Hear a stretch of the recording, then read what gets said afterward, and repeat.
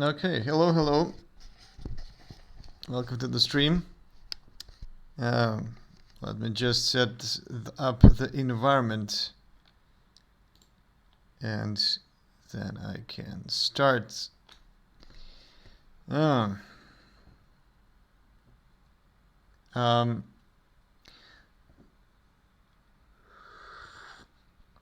I've raised the resolution a bit of the stream, so I think it's going to be more clear. But we're gonna see how the performance is going to go, like of using Blender and my engine and stuff. So yeah, a little testing. On this stream. Okay, so did I inform everyone? I think so. Shut this down.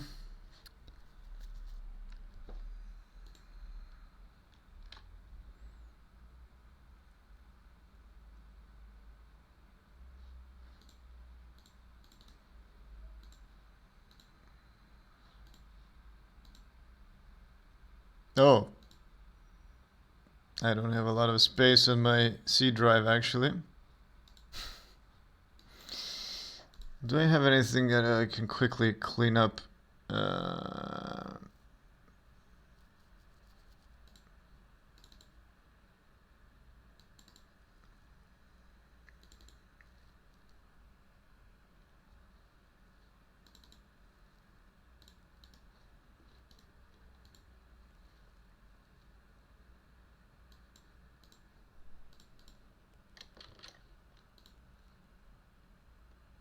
Let's destroy a few Unity project libraries.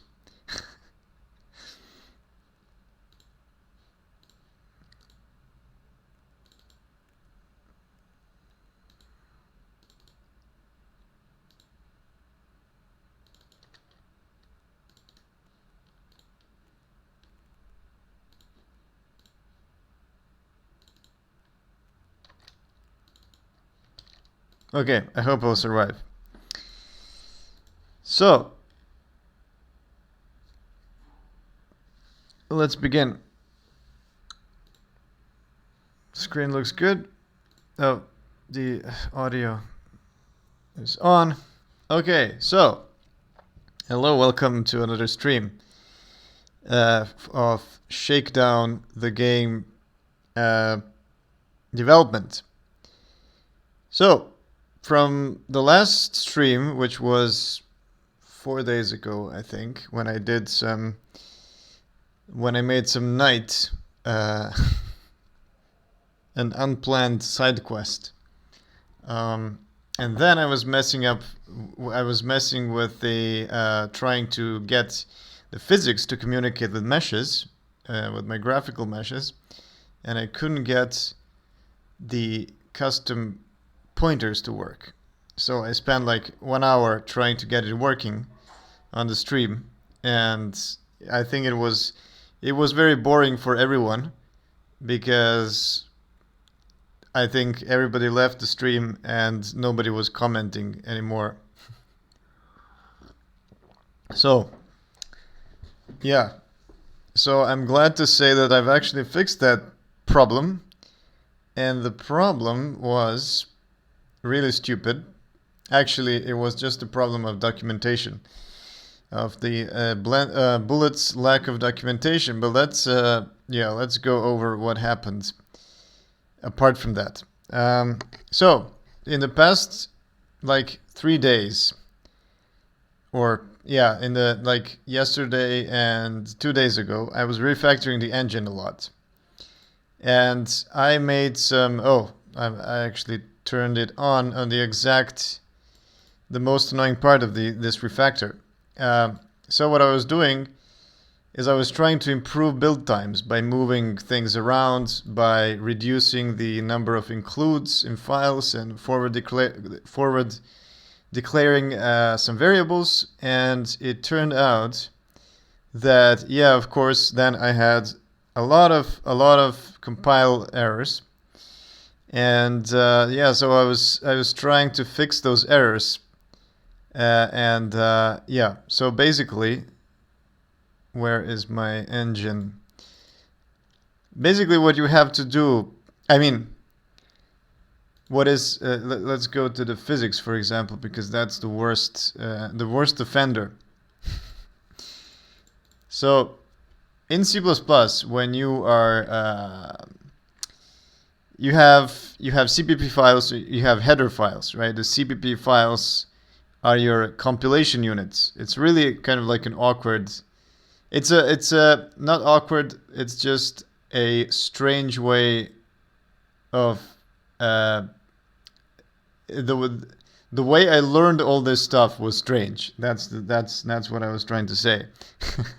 Because I was completely when I started with C++, I was completely unaware of how C++ is compiled, and this is like one of the most important things that you need to know in C++ actually. Like when you start learning the language, I think that's basically the first thing that you need to learn, because then you're just going to get into problems where you can't solve these problems and you're just like banging your head into a wall. Good to see how you implemented physics in N engine. Yeah, I mean the N engine is kind of temporary title. Probably I'm not gonna call it that when I open source it, but for now it's an engine. Yeah. By the way, yes. Hello, Loathed Games.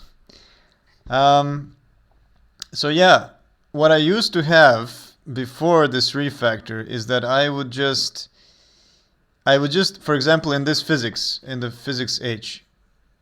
Um,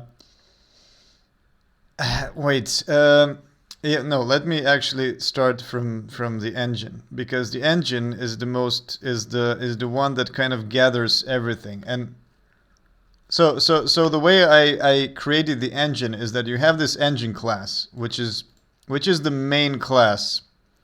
And what it does is that it contains all the other stuff. It contains the application, which is basically the window and the screen wrapper. You can use it to like change resolution and stuff like that. Then you have the input, which is where you get, which handles events, and then issues all the get key down, get key up things that you can query in your game. Then you have the physics. I do have this. It is defines for like, oh yeah, use bullet or not, but actually it doesn't work without bullet for now, because I haven't wrapped all the things in this define. And yeah, I forgot to say about the logger. I also use SPD log for logging. So this little class here is just wrapping, or a struct. I mean, it should maybe be a class. It's just wrapping some functionality that makes those syncs, as they call it. So sync is where you basically, where does your log go into? Like, does it go into a file or does it go into a console? So I have this logger thing that kind of redirects the syncs, one into the console that I can see live when I start the game, and one into a file so that it dumps the log file. Yeah, then after physics I have audio, which it uses SoLoud, and then I have the asset manager, which handles the assets, and then, well, there's a scene which you can it's a pointer, so it can be null. Then, well, this is a reference. It's not a reference, actually. The camera is living in the engine and not in the scene, which is kind of weird. Maybe I should move it to the scene, actually. So basically the engine, and then you have all these like other options in it. And yeah, but the thing is that engine just wraps all the other classes. So there's a problem there, right? Because engine needs to include everything. Engine includes everything, so basically it needs to like compile all these things, right? Because what includes do is they're just replacing this include thing with a header file.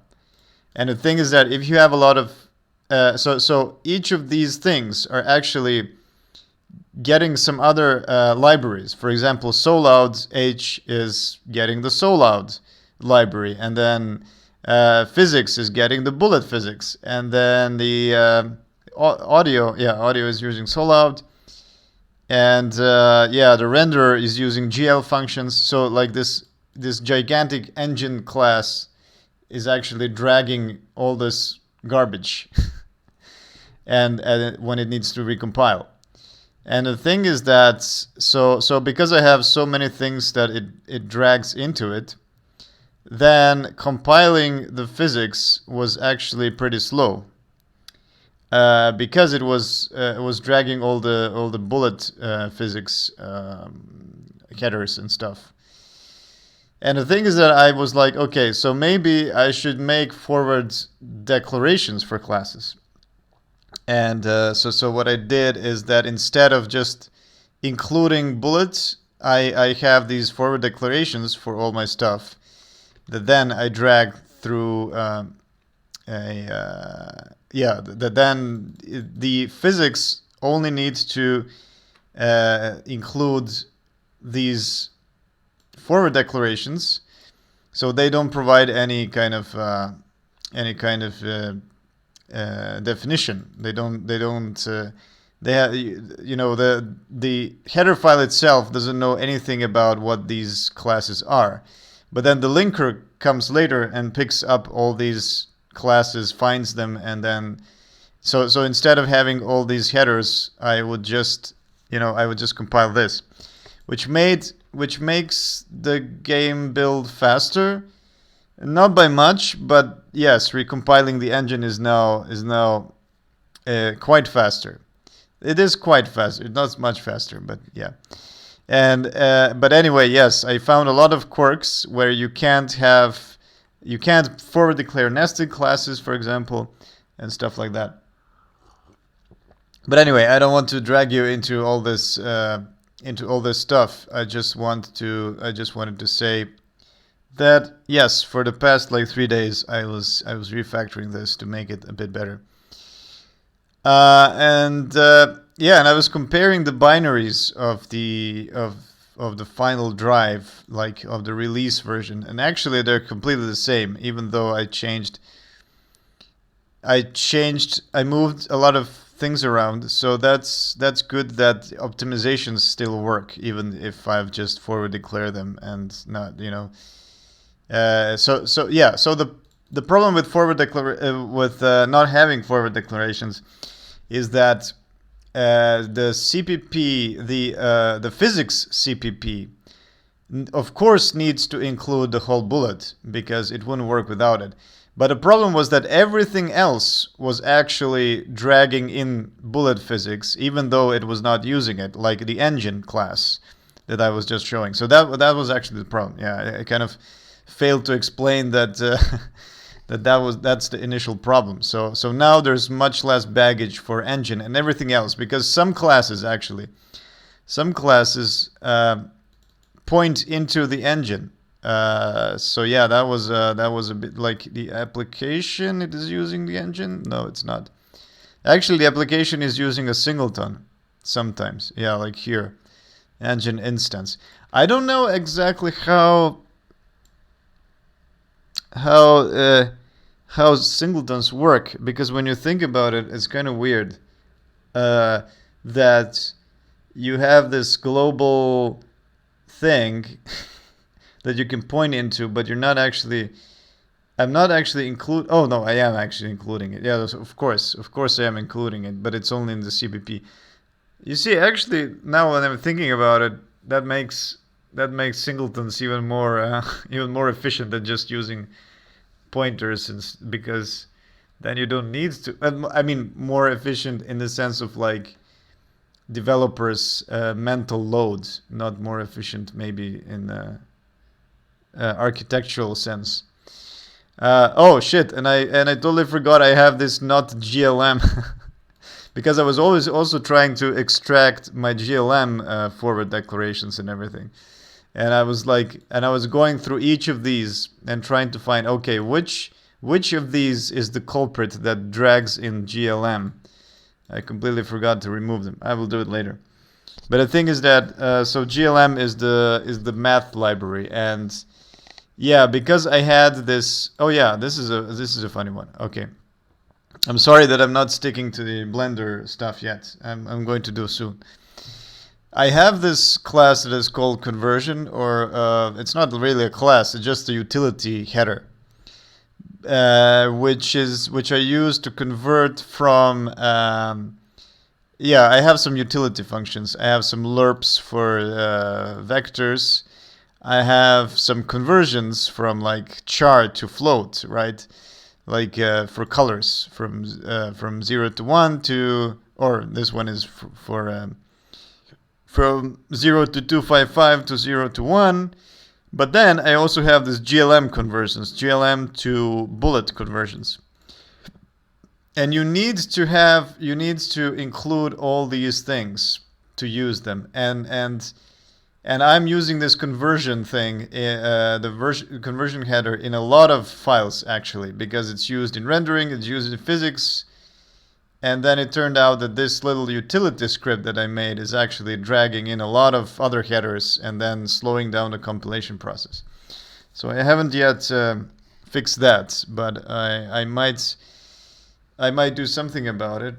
I am actually interested in looking into the new modules of C++20. I am using C++20, but the modules, unfortunately, I think I tried them this morning actually for the first time, and they're cool, but I feel that the IDE does not support them that much, and also Premake doesn't have any useful configuration options for modules. So yeah, it's like I guess the tooling around the modules is not there yet, and I hope it's going to be in like a year or two, so that we can all move towards modules. Okay, so that's about refactoring.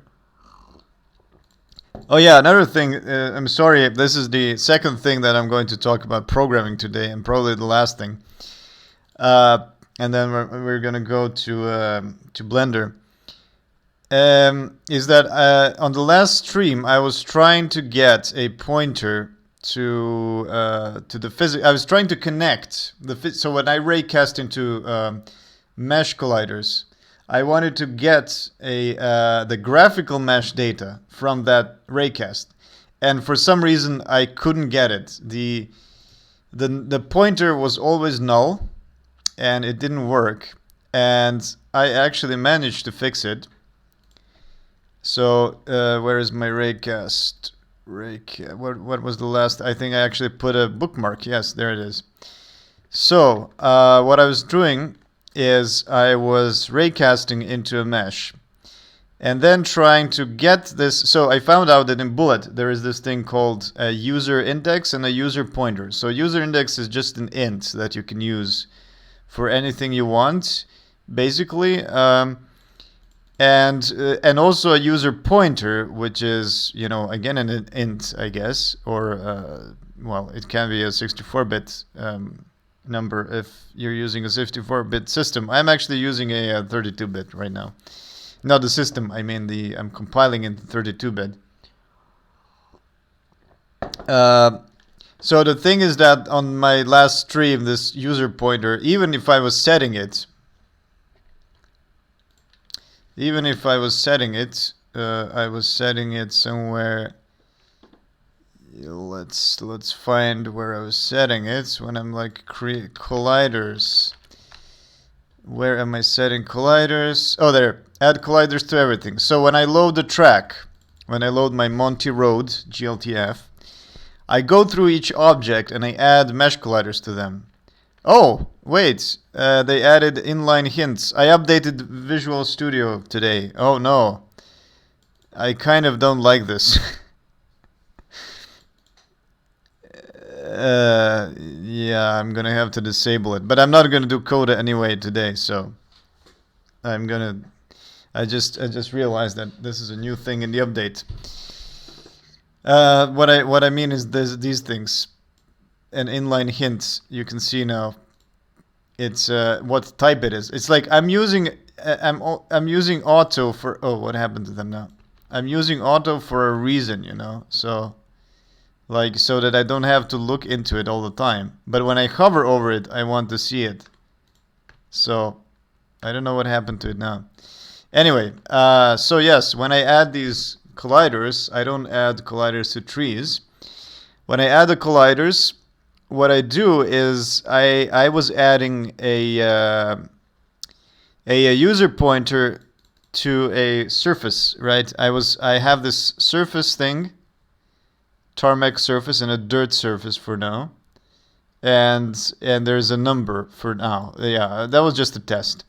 So what I want to do is basically, depending on the material of the object, is it a tarmac object or a graphical material, right? Depending on if it's grass or dirt or tarmac. Right now, I have just two surfaces. I have tarmac and dirt. And so what I want to do, that was the original goal, was to, for the, if you're driving over dirt, I want to make it slippery, make the grip lower when you're going over tarmac, and also cast particles. And when you're going over tarmac, there shouldn't be any dirt particles, right? And then you should also have a lot of grip. So the way that I need to do that is I need to communicate with my colliders, with mesh colliders somehow with the surface data, and that is how I found this user pointer. And the thing is that what I was doing on the last stream was I was doing this collider pointer set user pointer, and I was setting a pointer to the dirt surface, and then I was trying to dereference this in my raycast, which is over here, right? And then then I got a crash. And like, why was I getting a crash? Because the pointer was null. And then I was like, wait a minute, I'm setting the pointer here, so why is it null? And so I spent like at least half an hour trying to fix this and realize, why is this pointer always 0? Like, is bullet somehow overriding it or something? But then everything on the bullet's forums says that no, the bullet is not actually overriding this pointer. This pointer is used by the user. That's why it's called a user pointer. But it turns out that where I was wrong was actually that what you are getting here, if I go into my next point here, what you get here with this mesh collider, when I say the raycast has a property called a field called collision object, and this collision object is actually a rigid body. It is not a collider. So this is where I got everything wrong. The strange thing is that it has a type of BT collision object, but actually it's not a collider. It's not a shape. That's yeah. So Bullet's terminology is kind of weird because it's a collision object if it's a static rigid body. That's how it kind of works. But what I was thinking about is collision to me means collision shape. But actually in Blender, in Bullet, collision shapes are collision shapes. They're a completely different thing. So what I was trying to do here is I was trying to set a pointer to the collider. But I was actually getting a rigid body pointer. So what instead I should have done is I should have put the pointer to the body itself and not the collider. And this was like I was just looking for problems in the wrong things. And the way I found that out is I found some code which was like basically doing exactly the same thing. Like, oh, you have this rigid body, and then you get a somewhere on the, yeah, there it is. It's like, oh, you get a user pointer from the rigid body. And I'm like, wait a minute, it's the rigid body that stores the user pointer, not the shape. So yes, that was that issue. And now, if I start, so yes, let's go here and see the rigid body. Where am I getting the rigid body? Get user pointer. So this custom data, what I'm doing is that I made a little UI that then unpacks, dereferences the surface data, dereferences this custom pointer, which is void star, of course, into the surface data. And then I'm reading the name of the surface and this number, but this number is permanently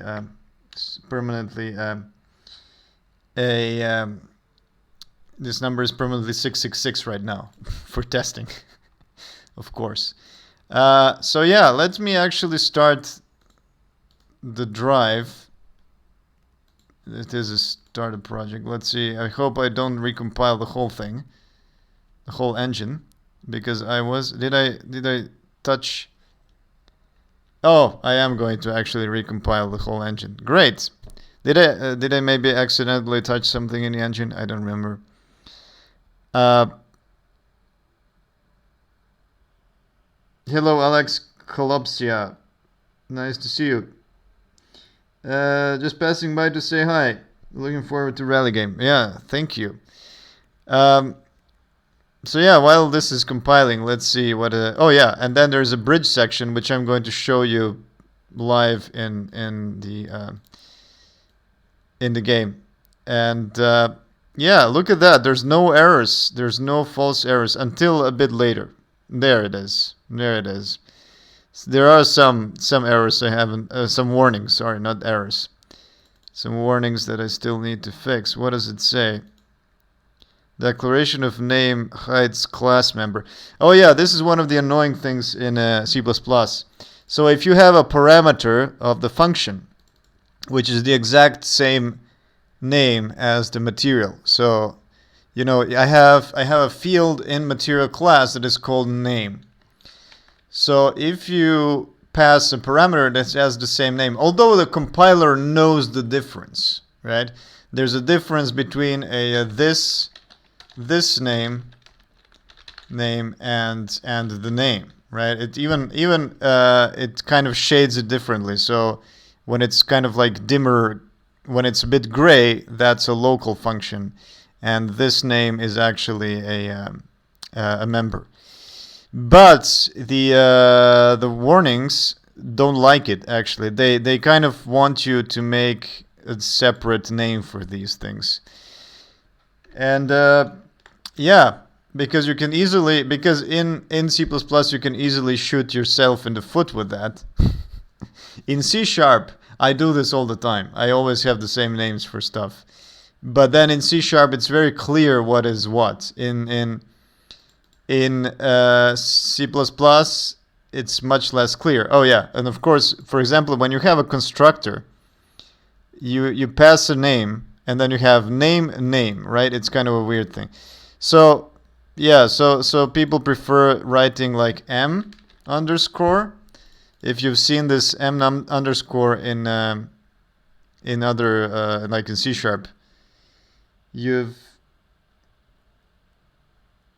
is it safe to just disable exactly this warning? Yeah, I guess it is. I mean, I could disable it. Oh, there it is. The game is starting. So, by the way, the reason why the compilation is so slow is because of is actually because, what's up with the, oh yeah, I don't, okay, is pretty much because of streaming. The engine doesn't compile that slowly when I don't stream. So what I was talking about is that, yeah, it's usually, like most people that reviewed my code, they said, why don't you have M underscore? And I'm like, oh Jesus, I so hate the M underscore notation.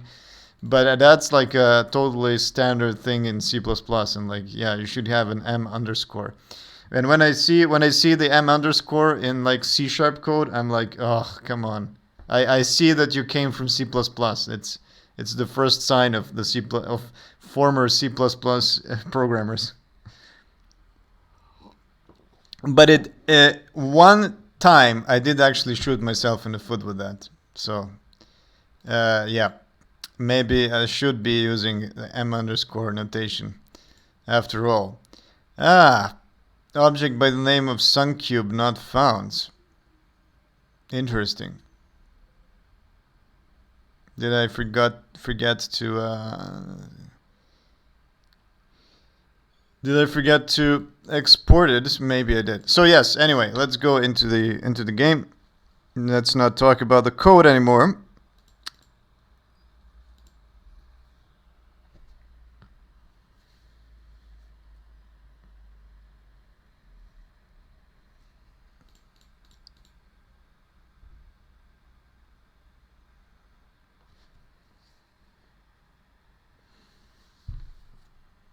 What is going on? What the fuck? It's again. Ugh. Why is it recompiling? I didn't do anything. Oh, I did this. Is it because of that? Come on. Ugh, and the material age, yeah, it's included everywhere, so it's like recompiling the whole engine. Unreferenced formal parameter. Play audio source. I see, volume. Oh, I'm not actually referencing volume. You see, warnings are actually nice. Because I just realized that I'm never actually using... I'm not actually ever using volume here. I am passing it here. Wait, I am passing it into this function. So this function is just redirecting to this, and then I'm never using it. Great. It's for a set attenuation. But there's no volume. How do you set volume? Audio, is it set volume? I guess so. Oh! What? Unable to start program. Okay. This is a weird one. I've never seen this one before. Let's put a set volume, but let's not save it. What does this say? Oh, handle. Yes, of course. This is the handle. Let's not save, because then it would need to recompile again. Oh, but it is going to force me to save, no? Yes, of course. Great. Okay. Is it because I'm like running out of space or something? No, I still have 8 gigabytes. That's a lot. I don't know why is it recompiling. Okay, let's actually break this. And why did I shut down my... I hate looking for files. Let's actually start it from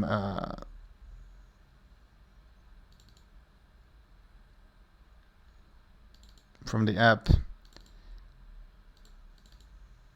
So here. Oh no, it's full screen. I hope you can see it. Because I don't... Oh. And now it's going to die. Because full screen doesn't really work very well. For some reason, when you Alt-Tab, it crashes. So, let me just not make it... It's something that I really need to fix. But let's not start it from full screen.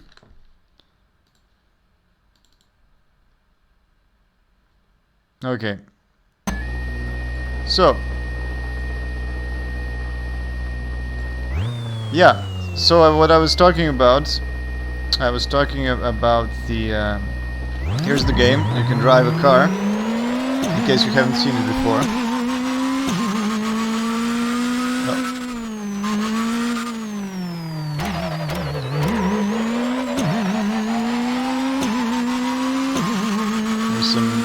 Holes to patch in the ground.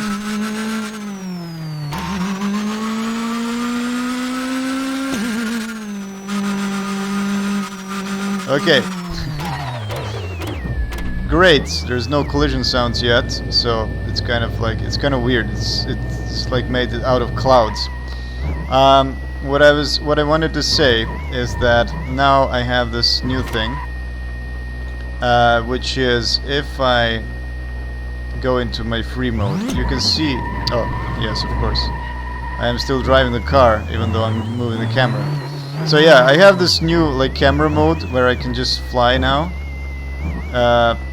and yeah, it's very useful to like fly around, and you can fly through the tunnels. But yeah, anyway, the thing is that you see this little red line.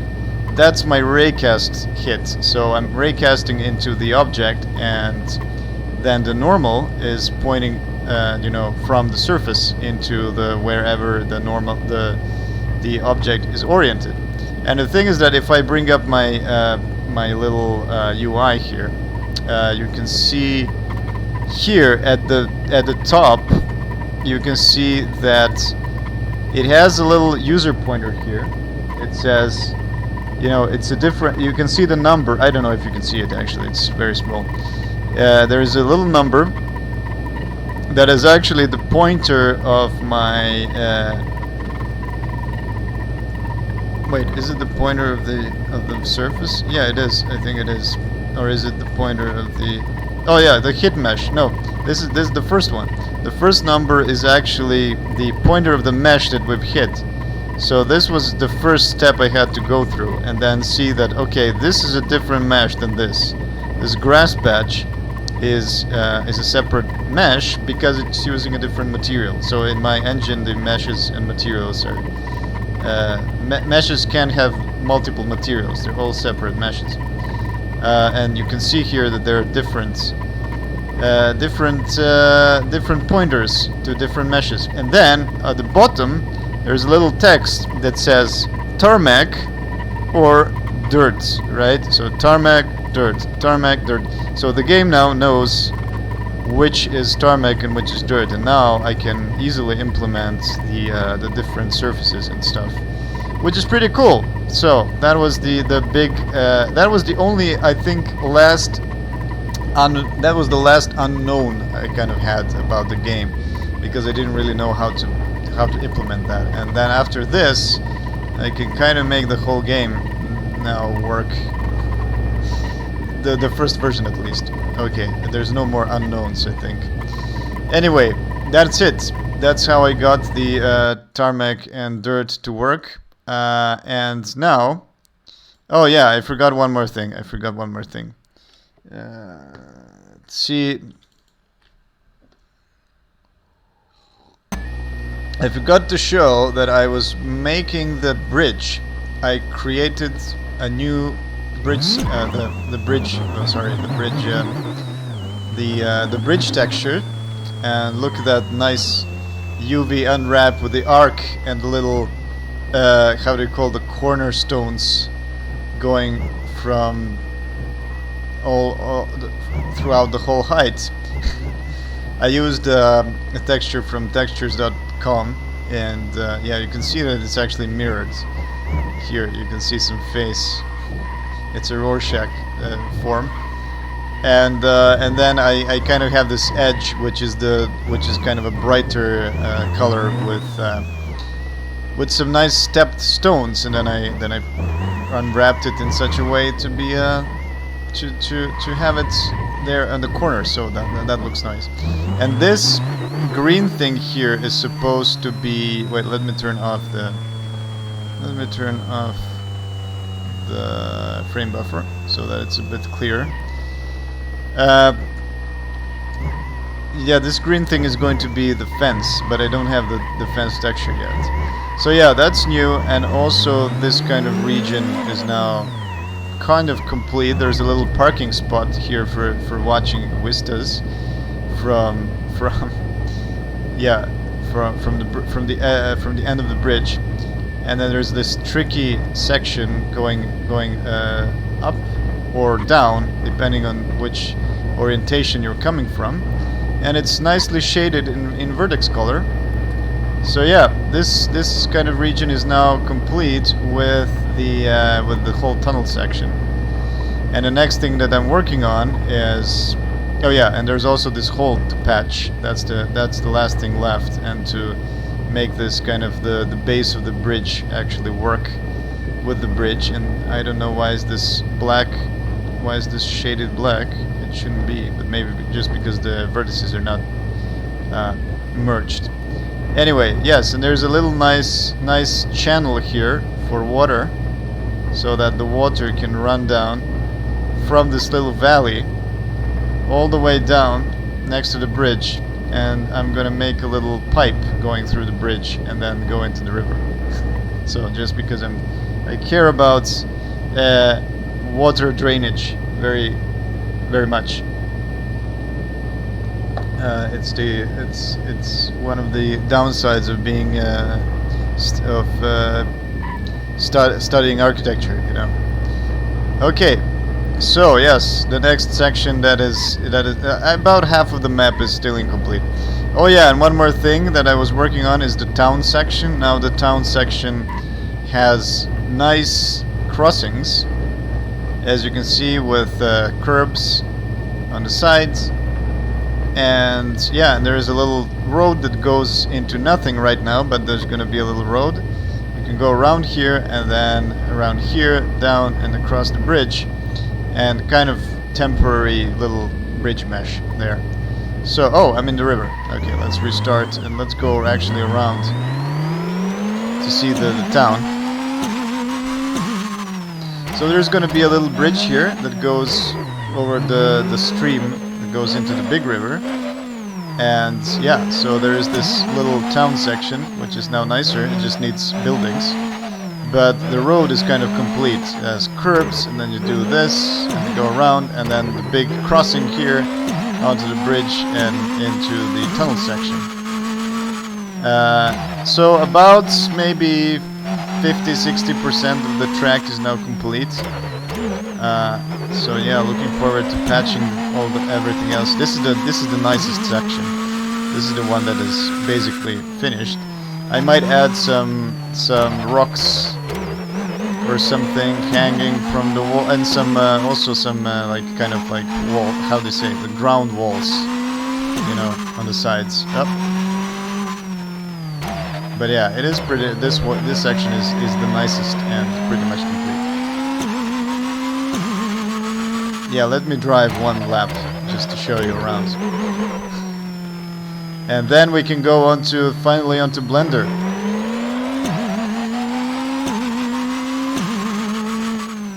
This is a tricky corner here into the horseshoe, and then down this tricky downhill, quick, fast down section onto the bridge, the big bridge.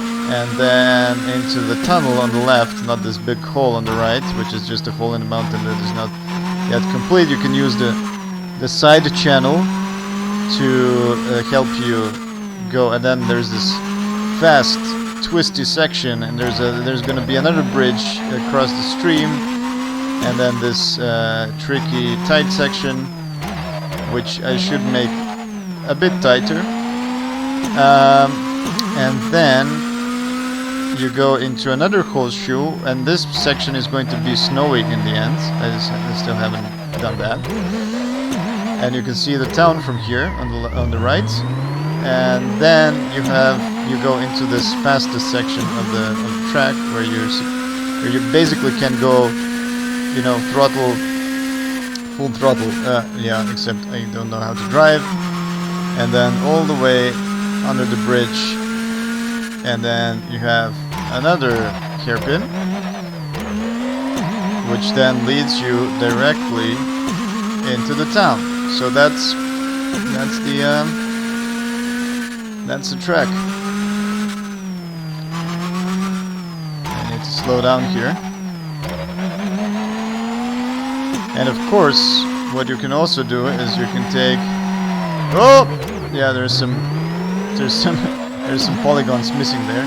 What you can also do is that you can take it reverse, so on the other, reversed direction. So, well, nice roll. What you can do is, of course, you can take this fast section uphill, and then later you can take the tunnel section, the twisty, hairpinny tunnel section downhill, which is you know, changes the kind of makes it more varied. Anyway, that's pretty much it. So.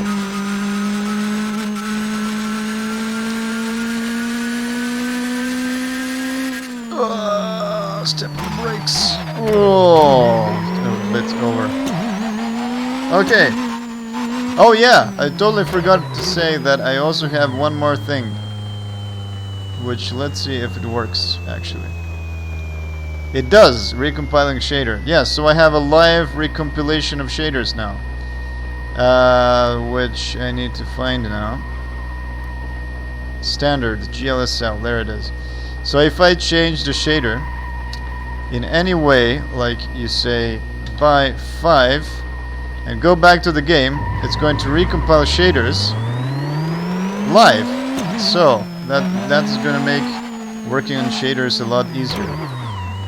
Which is, you know, it's not a new thing. Unity does that, Godot does that, but it's just nice to have that in the engine as well. So yeah, I can add the headlights now. Here they are. Now you can use headlights, the ones that I made a few streams ago. If I turn down the lighting, you can see it. Oh, let's make it nighty. Let's make it a little night scene. And this, yes. So here's some nights, and you can see the headlights are working. Which is actually just a blob in front of me. You know, just a SDF sphere, basically. But it looks nice. Not an actual spotlight, but just an SDF sphere. And with those rear lights, it looks pretty nice. And hard to drive. But what I can do now is I say, okay, I need bigger headlights. This is too short. So I just go here and I say, okay, let's see. What if I do 20 minus?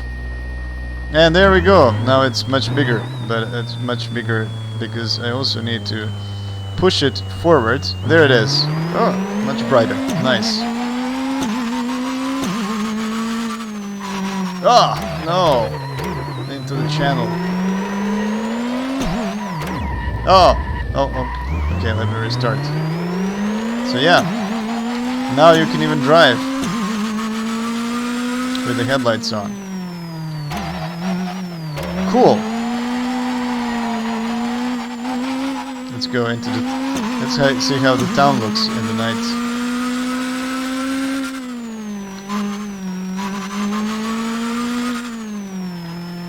Creepy town, there's no lights. There won't be any nighttime in the first version, by the way, because that means I need to get everything nights, like the night lights working and stuff, which is a lot more work. Yeah, it's pretty cool.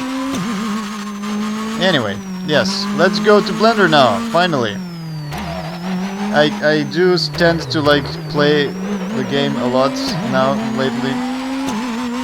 And I'm like, okay, let's implement something new, but then I just go on driving around the track because that's the worst stage of the game development is when your game becomes addictive and then you can't stop playing it.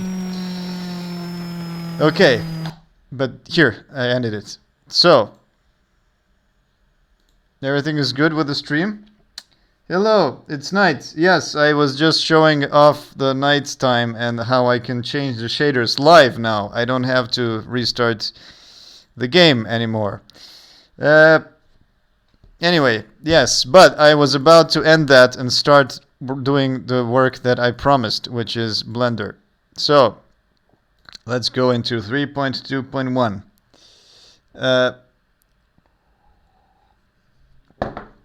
Hello Farfadet, by the way. And yeah, I mean, you can watch the stream later and see what I did, so that I don't talk about it again.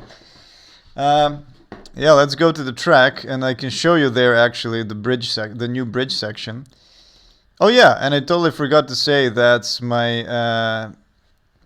I re-rendered so yeah. Well, first the bridge looks nicer, and I also baked shadows into it, and beside that, I have increased the resolution of the mesh right below the bridge, so now the vertex shadows are more precise, and you can actually see these pillars casting shadows onto it. Very, very cool.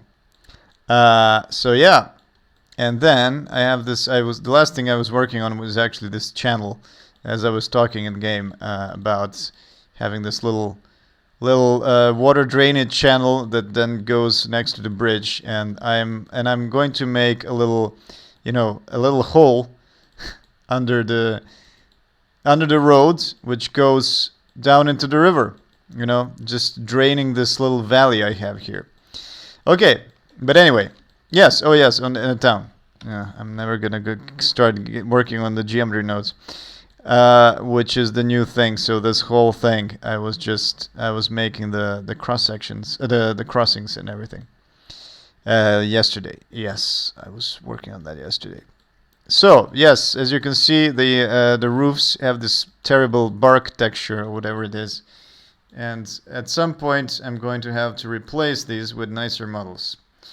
So yeah, let's go get into the geometry nodes. What I'm going to do is I'm going to create a new collection. Oh, the sun cube. I see here now. Why is that happening? Why is the sun cube happening? Wait a minute. So I am getting a problem with the sun cube. I just need to check something. So what you're telling me is that the raycasts don't work.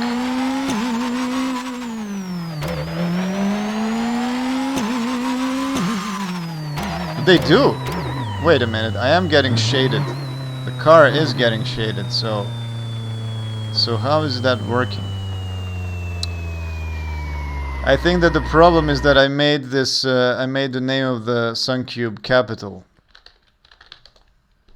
For some reason. This is probably the problem.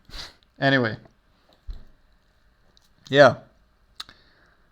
Let's, I made a new collection, and let's say geometry nodes, or just call it nodes. And for now, I'm going to remove the whole Monty. And, oh, the sun cube is completely separate from that.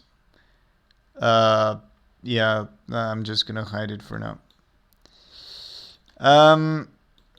So, how do geometry nodes work?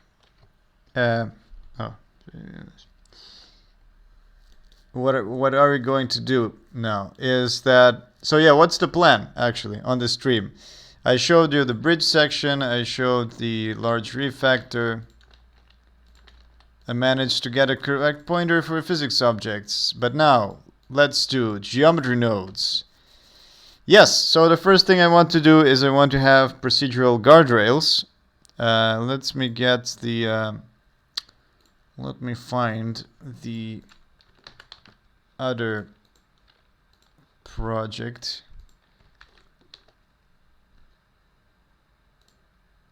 Oh, yeah, of course.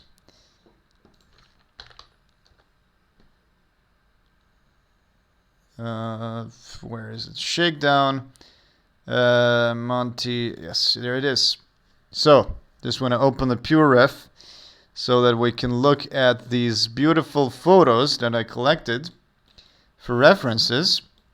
So yes, there are some guardrails in these, as I remember. They're mostly walls, which I already have. And I like how some of the walls are like this semicircular tops, and some walls have some walls are like, oh, there are some guardrails. These are really weird kind of wooden guardrails. I don't know. Is this wood? I can't tell. And then there's also these like kind of crenulated walls. Oh, and there's a camera guy over here. I didn't even spot it. I didn't even spot him. Very dangerous. Very dangerous. So yeah, oh, these overhanging rocks are really nice, which maybe I should also model. So yes, and there's also these irregular walls, which I'm not actually going to do. That's too much work. But it's nice. And yes, so what I'm going to try to do is make these kind of guardrails. And there's also the normal... Oh yeah, this is the bridge that I kind of based on my fence thing. And this rock formation is crazy. It looks like something I would model in Blender, and then somebody would say, this is totally unrealistic. You can see that a noob made it in Blender. And it's the same thing. It's the same bridge, actually. Okay. What I was trying to find was some proper guardrails. Guardrail, there's the chamois. Yep, it's wood. It's wood. Okay, so those are basically like, it's maybe they just repurposed the how do you call them, the telephone poles. You know, they had some old telephone poles and they were like, yeah, let's make guardrails out of them. Nobody's using telephone anymore. So yeah, let's just turn them. Oh, there they are. Fine. Oh, those are the same. Are they those are the same wooden ones? I can't tell. They look a bit more professional. They look like, no, I think these are actually traditional steel, not the wooden ones. It's the same diameter. Yes. Yeah.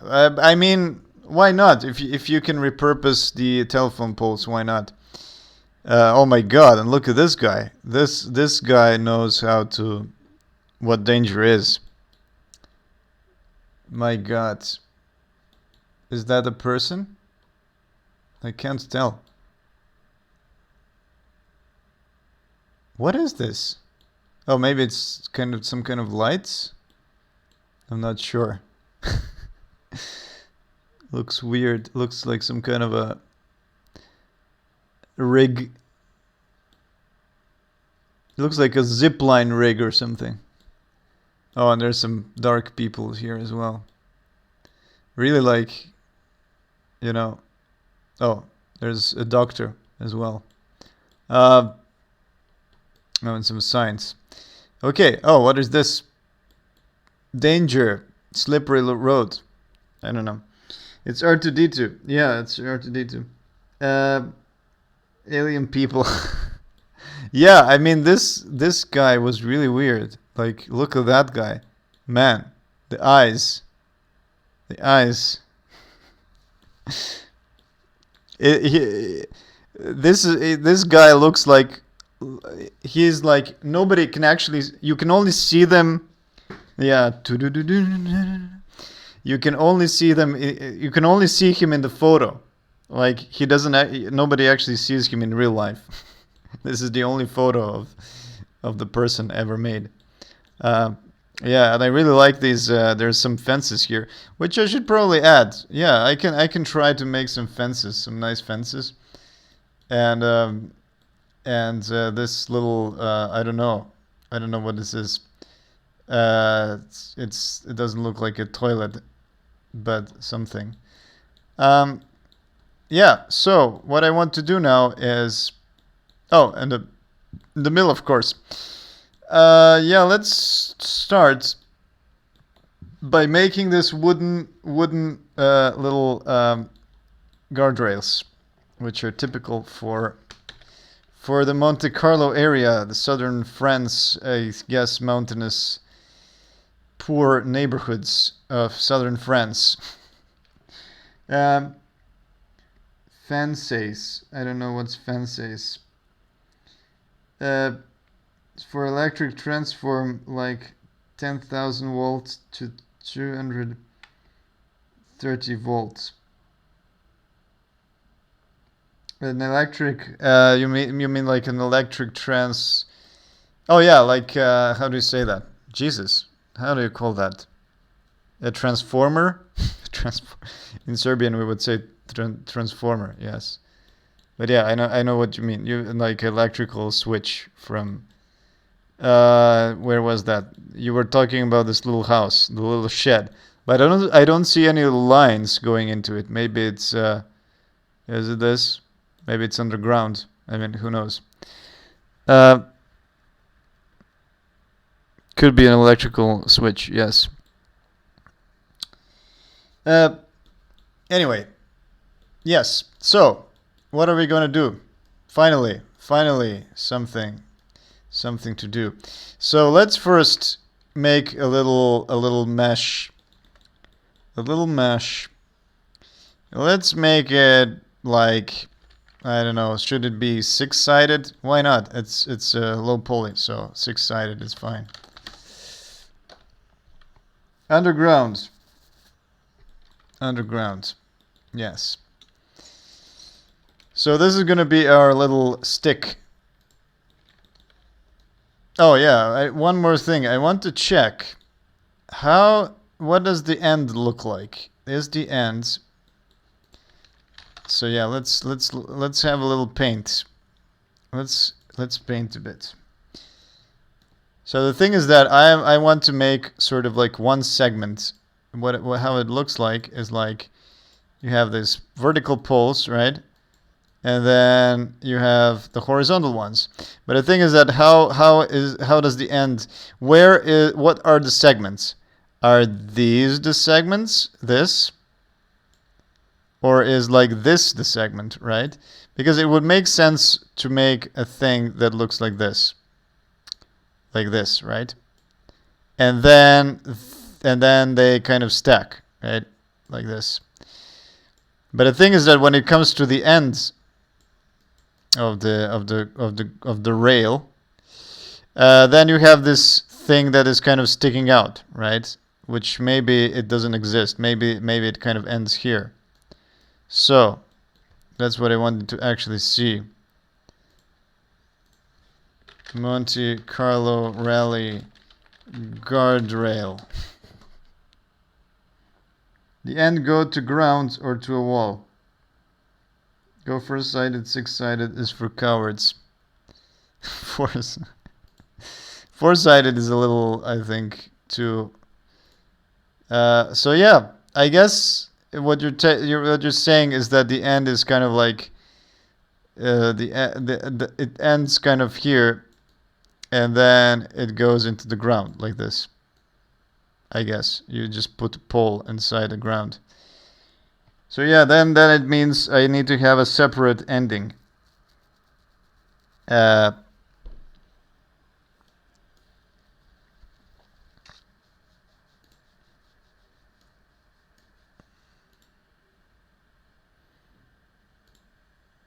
And the thing is that also another thing that I wonder about is where does it break? So if you look at from the top, you have these poles, right? Which are like, let's say that the poles go like this, right?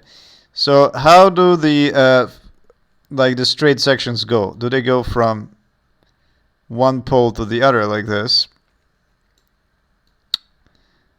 Or do they go from like the middle, right? Are they like middle based like this?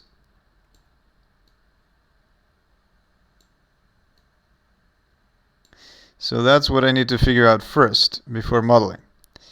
So yeah, do they terminate at the ends or do they terminate in the middle between the two ends? That's kind of my question. So looking at this, it seems kind of arbitrary actually. They do seem to be hooked not at the joint, so it's definitely not this. But they do seem to be a bit arbitrarily positioned, like some are more dense and some are less dense. How are they fixed to the ground. God damn it! Look at this. It goes into the kind of ravine. Whoops.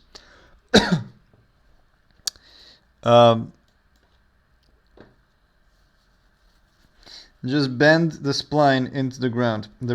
Yeah, I could actually just bend the spline. That's true. Looks bending at the poles to me. Yeah, to me it doesn't look like it bends at the poles. But yeah, Monte Carlo rally. Let's just Google some photos. Maybe I find some good ones with wooden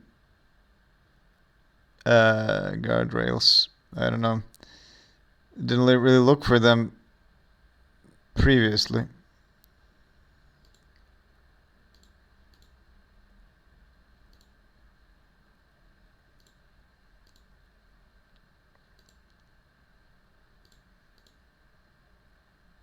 If you find some... Oh, there it is. Well, I can't open... Well, to me the poles are blue and black.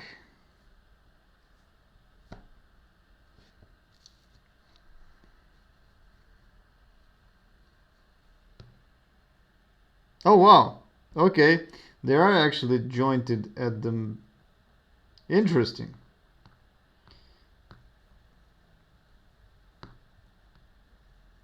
Interesting. Okay.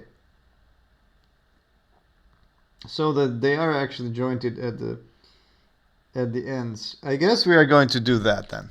So it is actually even though it doesn't look like here, it is actually kind of like this, right? Where you have the kind of the poles go from one side to the other, and then at the ends they go into the ground. So yeah, let's do that actually. Let's do that. First, we're gonna have a pole. Do you know what the diameter of it is, by the way? You have the back side of the fixation. Okay, I have to go to these links now. My phone.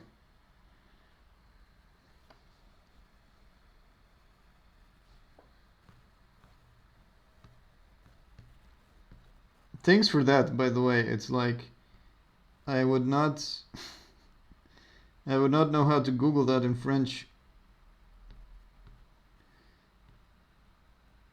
Oh, nice. There's some photos of the wait, let me open this on the computer because it's not gonna work like this. Twitch Northgate. Okay. A little side quest again. You're really good at side quests, Farfadet. Okay. Come on, I want to pop out. You're really good at side quests. Oh, it's Farfadet. Me. It's me. No. Oh no. Oh shit. The chat isn't. Oh, there it is. Okay, good. Oh my god. It actually works. Like Twitch chat. I can look at the past chat messages. That's amazing. That didn't used to work before. When you open the chat, it's like, yeah, now you're connected, but you can't see anything before. So now we have these amazing links that you have found. Let's see. Oh, I just realized the joke. Well, to me, the poles are blue and black. Okay, I have to admit I didn't understand the joke first. I was like, what are you talking about? Hello, Mexiater. We are trying to analyze some French guardrails, wooden guardrails now. So you have come to the right moment. How do you say? What's the sécurité? Is that the guardrail? The security.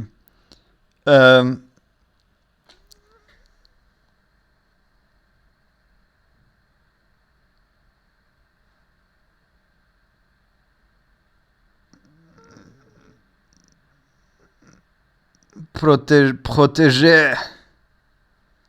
For bicycles. Oh wait, this is for bicycles, not for. What the fuck? Why are they in wood? That was my question as well. So my theory was that they just reused they had a lot of old telephone poles, and since it's like the same radius, they just reused the telephone poles. I don't know, but I mean, I've seen this before. I think in Richard Burns Rally, when you drive the French stages, you can also see the same wooden guardrails. So it's definitely a French thing. In wood to be easy to repair. Yeah, but like it's weird because like nobody else uses wood. Uh, I've never seen a wooden guardrail actually in my life. I don't know. I've been in southern France, but I didn't focus. Maybe there were some. Um, uh, let's see. These are amazing. Uh, Amazing photos, actually. Wait a minute. Oh, this looks like this is flat, but still wood. And yeah, they are kind of jointed. Oh, there is actually some steel behind it. Interesting. But yeah, it's true. For cyclists, this is much better. Like, I would much prefer the wooden, hitting the wooden thing instead of hitting the steel thing as a cyclist. Uh, oh wait, I just noticed something. It's not, it's not round. It's a little bit cut. Interesting. Okay. Do I need to do that too? So yeah, I wanted to find out what's the dimensions. Do you know what the dimensions are? You should some levels inspired by Parigi Robai. I don't know what does that. Parigi. Is it safe to search? Paris. Oh, that's a cycling race? Is a one-day professional bicycle road race. Oh, nice. That's the only vehicle sport I haven't covered yet. Oh wow! Winners get a chunk of rock. Winners since 1977 have received a mounted cobble. The organizer keep a gold-plated cobble for themselves. Oh wow! This is funny. Oh, there's a Unity cube. Wow, this is the most like the lamest monument ever. It's like you can just make this in Blender in 5 seconds. In the first link, there is some dimension. In the first link was this. 21 kilometers. That's the radius. No, it's this probably. 4 meters. 2 meters. Yeah, but I need like a radius. There's probably the length is 2 meters. So yeah, and how high is it actually? I don't know. Well, let's see actually guard rail dimensions. Maybe there is dimensions for steel ones. Yeah. Not this. Oh. Yeah, let's try this. What does it say? Highway guardrail systems. I would guess it's lower than 1 meter. Because you can usually jump over these. Actually, I'm gonna probably need this when I make the steel guardrails. And yeah, they are actually 2 meters as well.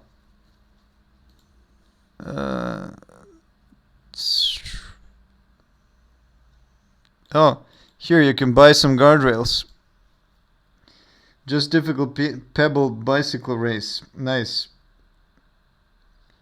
Any dimensions? Oh, 3 in the 31 inch height. 31 inches, 2 meters. 0.78. Yeah, I said it's like less than a meter, so let's make it less than a meter. 0.8. Maybe that's even too much for the wooden one. And then, yeah, let's actually just Google telephone pole radius.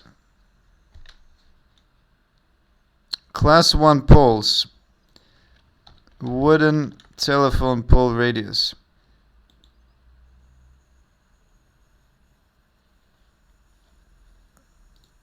What is this?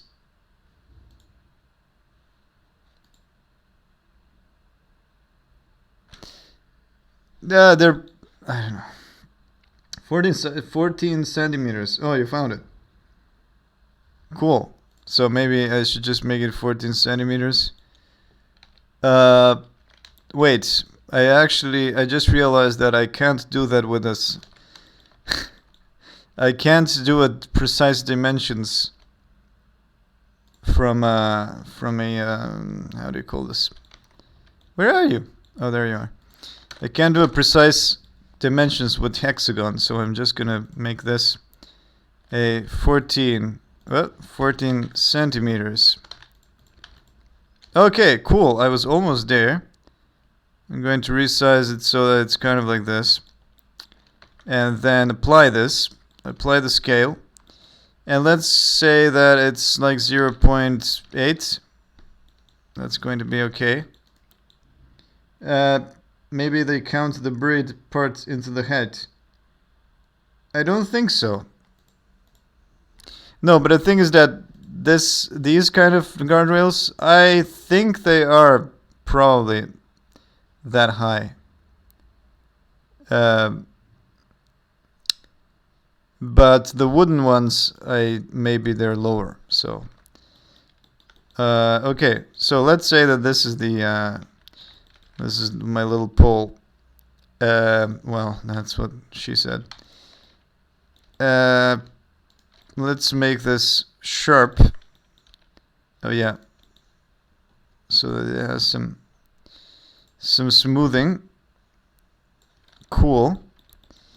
And yeah, let's just make it a bit wooden. Wood pole.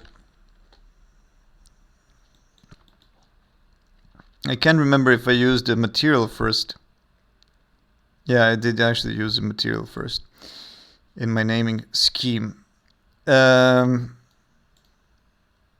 let's make it something like this.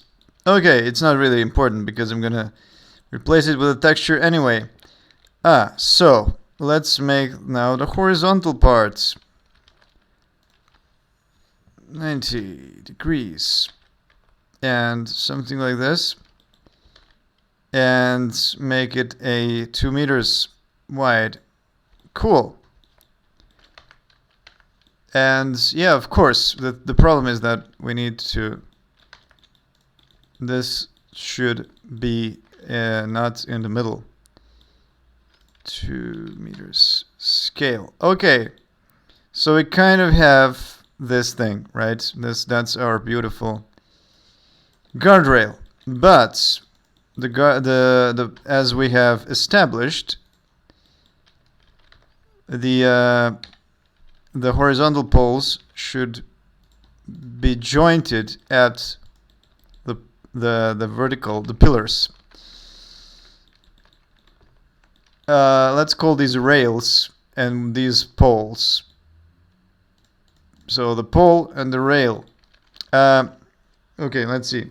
This one is 18 centimeter. You can make to 20 centimeter. Okay. So yeah, obviously it's different sizes. Let's see these links.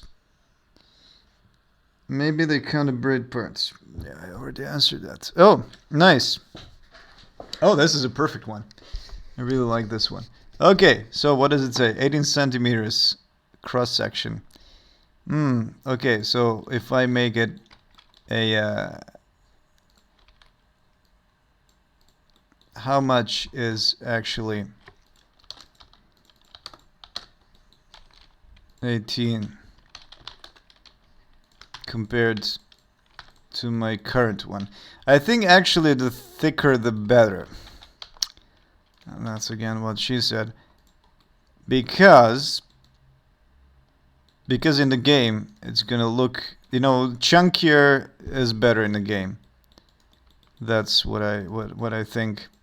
So maybe I should make them chunkier.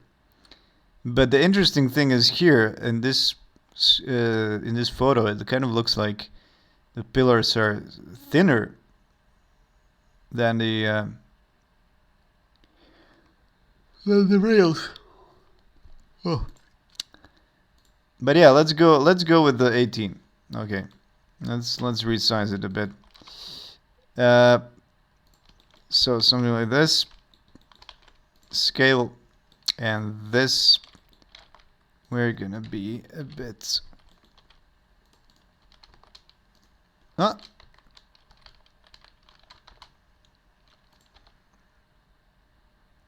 Okay, something like this. Let's actually turn it like this, and that is 30 degrees. Okay, that looks okay. Maybe it's too, I don't know, maybe it's gonna repeat too often. Let's call it the most important thing, naming conventions, of course. Guardrail, wood, rail. And then we're gonna call this one the guardrail wood pole. Okay, so let's try to make a procedurally bending object with this one. You can make to 20 centimeters. I think it's fine now. I don't need to rescale it more. Let me just open my terrace. It's getting a bit hot here. In French, glissier bois. What's that?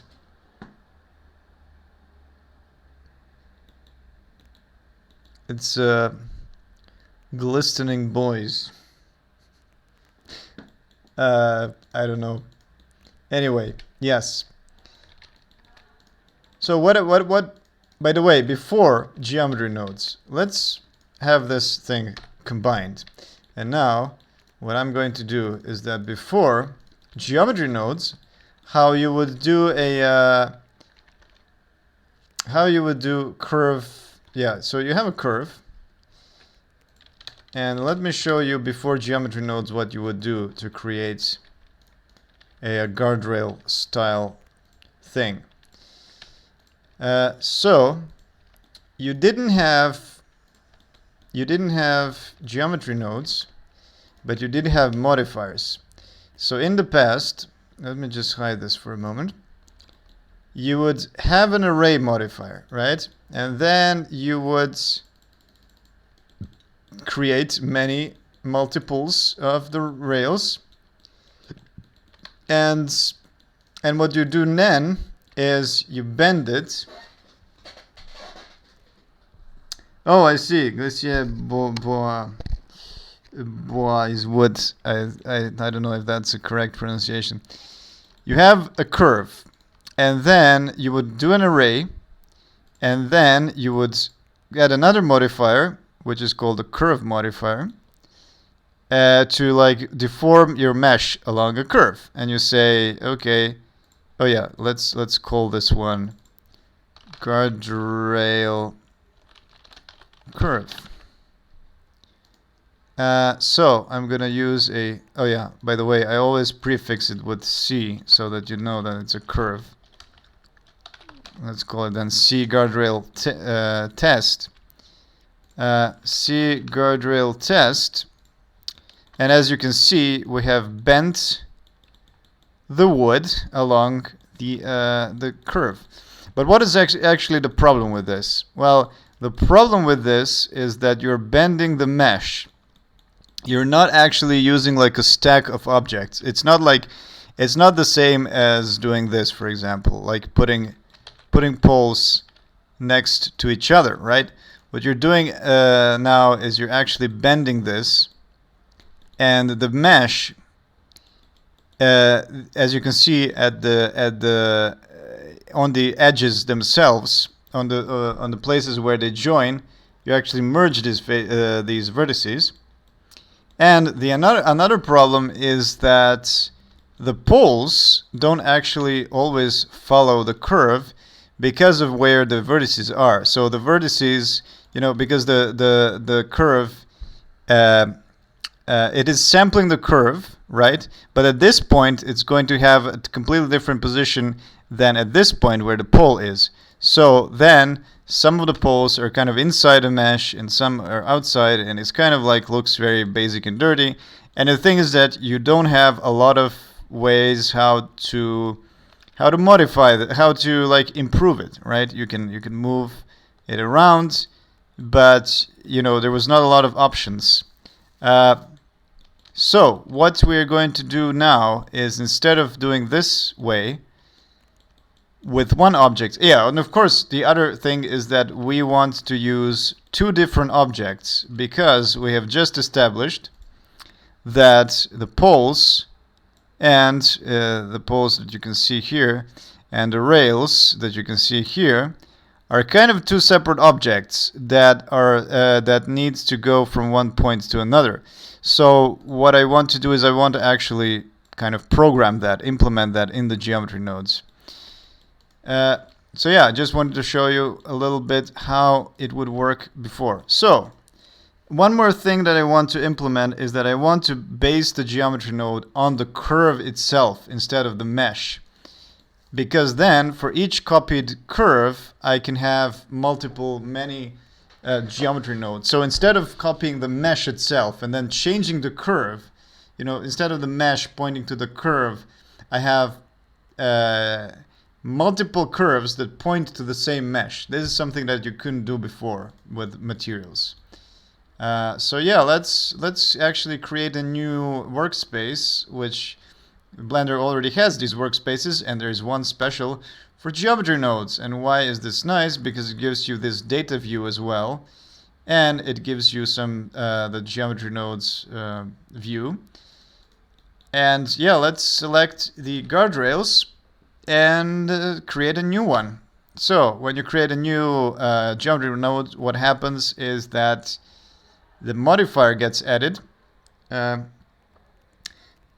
and yeah, so this modifier then creates a new, two things happen, right? There's an asset that is called a geometry node, which is the geometry node asset, and then the modifier gets created, which uses that asset to apply the mesh. So you have an input mesh, and then you have the output mesh, and because it's the same thing, we can just see the same thing. Yeah, of course, as I said, naming, let's call this wooden guardrail. Nice. So, what do we do now?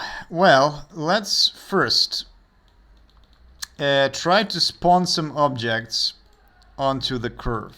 So because this is a curve, the cool thing about it, by the way, with the geometry nodes, is you can hover over a point, this point, the import point, and it says what it is actually composed of, and it tells you curve, one spline. So it has one spline, right? If it was a mesh in this case, right? If you click on the spline, you can see all the data of the spline, right? It has no vertices, no edges, no faces, no face corners, because it's just a spline. But if you go into the curve, you can see that there's two control points and one spline, right? Which is defined by this curve point, and you can see the resolution. Oh, you can even see if it's cyclic or not. So that's cool. But if you have a geometry node on a mesh, let's copy this one. Let's create a new one, which is just which we're going to dump later. And then you hover over this, you can see, oh, this is actually a mesh which has 12 vertices, 18 edges, 8 faces. Nice. And you can see all this data. So, okay. Anyway, so now what we're going to do is let's get the points of the curve. You say as normally Shift A to create. By the way, let me turn on keys. Wait, let me see if there's are there keys? The key add-on where you can see what keys I'm pressing, which is very, very, very nice actually, very handy. Key, screencast keys. There it is. Oh, it doesn't work. Oh no, it doesn't work. It doesn't work. Well, bummer. They registered something is wrong. I guess because I'm using an old version maybe. So yeah, I'm sorry. I'm going to have to say the names of keys that I'm pressing then. So yeah, you press. Nope, that was shading. You press Shift A to get a new thing, and then you have all these categories, and it's growing with every version of Blender. Let's have a so what I'm going to do is I'm going to search for curve, and then you have all these curve things. You can sample the curve. So what this means is that pick a point along a curve, right? So you can say, okay, well, get the curve. And then we're going to say, okay, at length 0, right, there is a point. I'm going to instantiate a new mesh primitives. Let's say a cube, right? We have a cube. And then I'm going to say instance on points, right? So for each point that I get, I'm going to instance this mesh. And yeah, let's pass it a point. Oh, what? It doesn't work. Because why? Because I don't know. There's only one point. Okay, maybe transform. Just one transform. Because we only have one point. So geometry, position, and yeah, and then we have to combine them, right? Because yeah, let's actually output this, right? Output the object. Okay. So if I wiggle the position, right, you can see I'm sampling the position to a new place, and then spawning the cube, and then transforming this cube. So that's nice. That's nice that we have one object. And what I can do now also is that instead of a cube, right, instead of this procedural cube that I have here, I can take an object info and I can use this wooden pole, and so instead of the object I had there, I can just use that, and then sample the curve again. But the thing is that we only have one pole now, right? We have one pole, and what we want to do is we want to have multiple poles. And the way that you can do that is that you can actually you can get multiple points from a curve. And the way that you do it is you go curve points. No, it's not. Oh, curve to points. Maybe this one. Is it that one? I think so, yes. So instead of sampling a single point, I'm going to convert this into curve to points. And now what I have to do is I have to instead of transforming one cube, I have to say instance. So instance and points. And so I'm going to create this instance on multiple points. So it's kind of like an array of points. The weird thing is that Blender works, it doesn't have like a for loop, right? Because like if you want to implement this in Unity, for example, or in your engine, in code, for like spawning multiple instances, you would have like a for loop, and then you would pass these points you would calculate the points immediately and then spawn an object, for example. But the thing is that Blender doesn't have for loops, but it has sort of like collections of things. So you can filter things out. You can select points that meet some kind of a criteria. It's very similar to kind of shaders, how shaders work, right?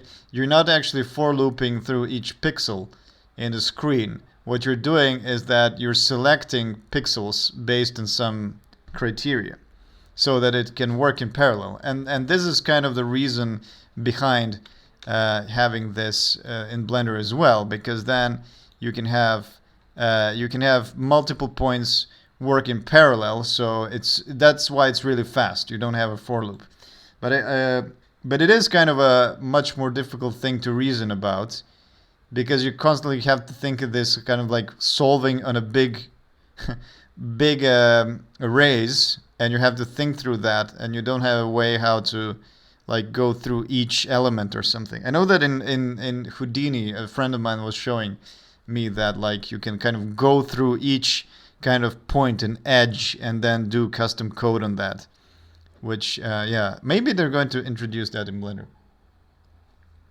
We'll see. But now we're dealing with points. So you can split a curve into points, and then when I pass this into the points, yeah, by the way, control space is what's minimizing and maximizing a certain window. So if I pass these points, right, and then I need, of course, to turn that into geometry, we get multiple poles, which is very nice, very, very nice. So what actually happens here is that we've split the curve into 10 separate points, right? 10 equal points. But the problem is that we don't want to split them equally into a certain amount of points. We want to split them by length. So in our case, that's going to be every 2 meters. We're going to spawn another one. So instead of using count here, we can say length. So on each 2 meters, there's going to be a new pole. And as you can see, it's always trying to fit these poles, right? I don't know if you can see. Wait. So it's trying to fit the number of poles on the curve. Best match, which is very nice. You know, you don't need to calculate, this kind of like, stretching or whatever. You can have, yeah, it's very precise. This is what I like. By the way, in the old method with modifiers, what you would do if you stack objects by the length of a curve, they don't actually get scale like this. What you actually get is that the mesh is always going to like leak through the end of the curve, which was very, very annoying. So this is a very nice to be able to do this with geometry nodes. Are you following? Is anybody has any questions so far? I don't know. How interesting is this? Is the pace that I'm explaining very good, or give me some feedback? Okay, so we have instances of points, and let me think about now what we're gonna do next. Let me save that. Oh yeah, one more thing that I want to talk. I'm amazed. Okay, cool. It's very good. Explain things. I never used it. I'm blown away right now. Yeah, first time I see geometry nodes in action. Very informative. That's very nice. So yeah, you can see you can like program things in Blender, which is like my dream. Like I wanted always I wanted to do this, and then geometry nodes pop out, and now you can do these things. But I mean, Houdini could have done that for years. It's just that Houdini licensing is crap. So, if you want to use it for indie game, it kind of sucks. Houdini still has a lot more things that you can do. So I hope that people make more stuff with geometry nodes and make things available. One more thing I wanted to say before we go on is that there is a little problem that I encountered the first time I was making geometry nodes. I was trying to do a very similar things with splines and then creating these instances. But then when I exported the mesh, there was nothing. And so look, if you have this spline, right? And you have the geometry nodes.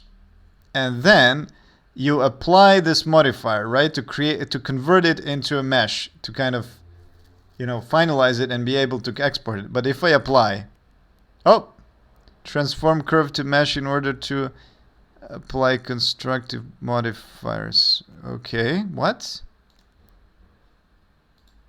I'm sorry. Transform to curve to mesh. Okay, let's try converting to mesh, right? Up. Convert to mesh.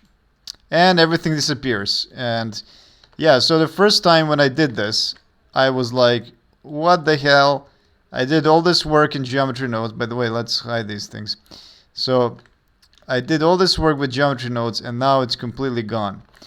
Well, this is a kind of a weird thing about Blender's geometry nodes. And that is that when you have these instances, they're not actually converted to a mesh. They kind of exist as these weird instances that don't actually exist in the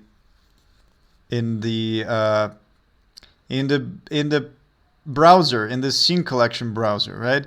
You cannot actually see these instances anywhere, but they are instances. They're still instances. They're not meshes. They're instances of our original object.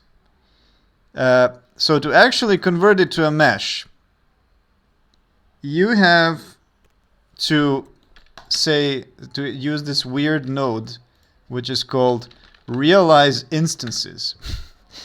And what realize instances does is that it actually converts the instances to mesh. So when you put this in between, so yeah, we can see this, that these instances have now been converted to a mesh. And you can see this because the mesh, the vertices now exist.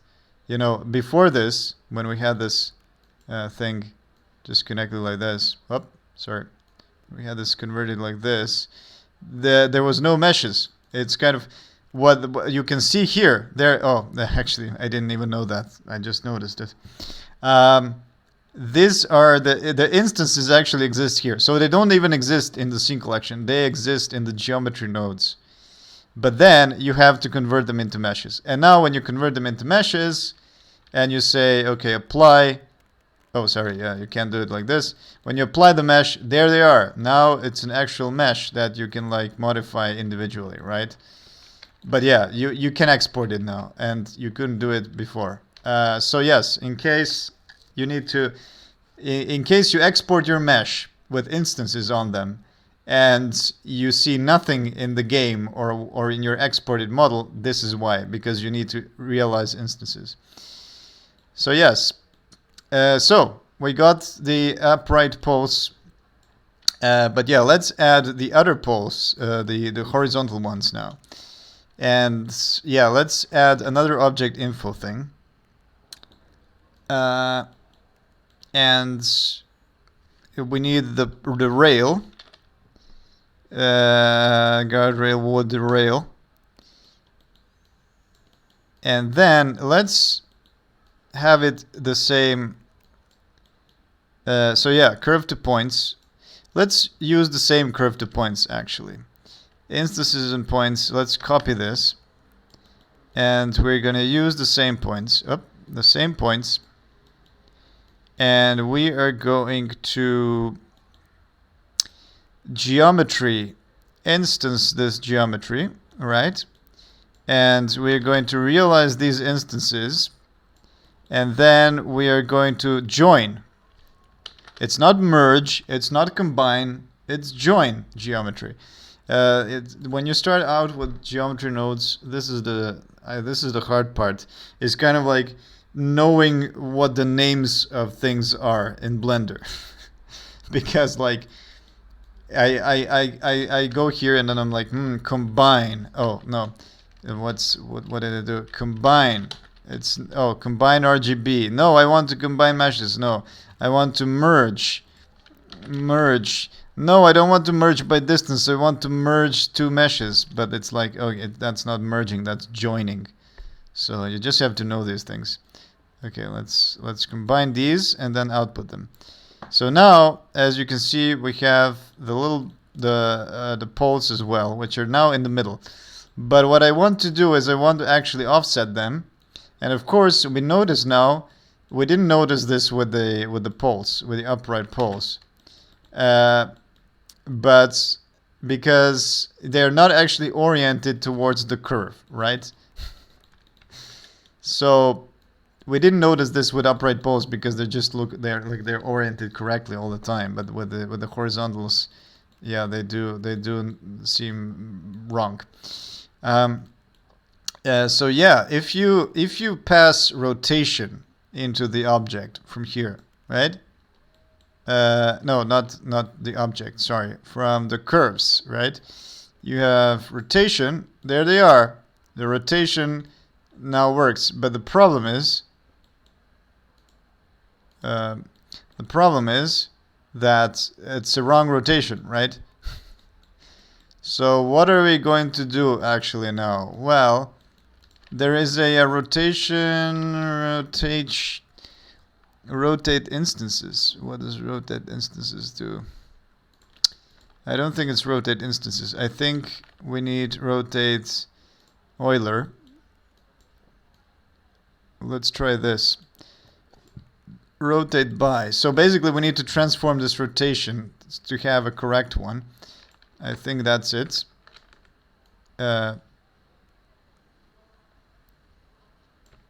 It's kind of a weird one. Wait.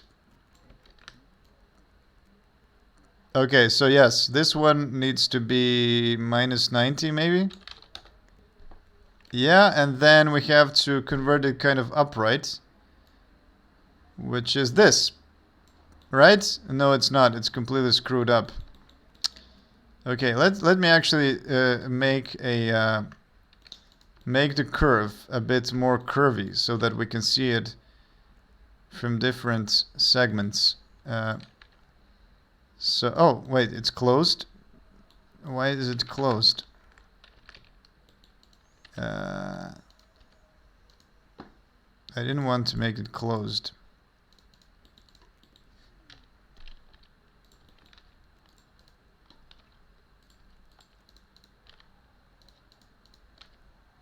Did I subdivide? I didn't. So yeah, let's make the curve not closed. Where do you actually set that up? Oh no, wrong one.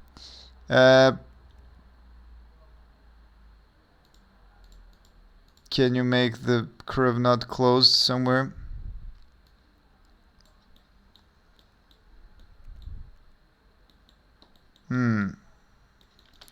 Is there a node curve?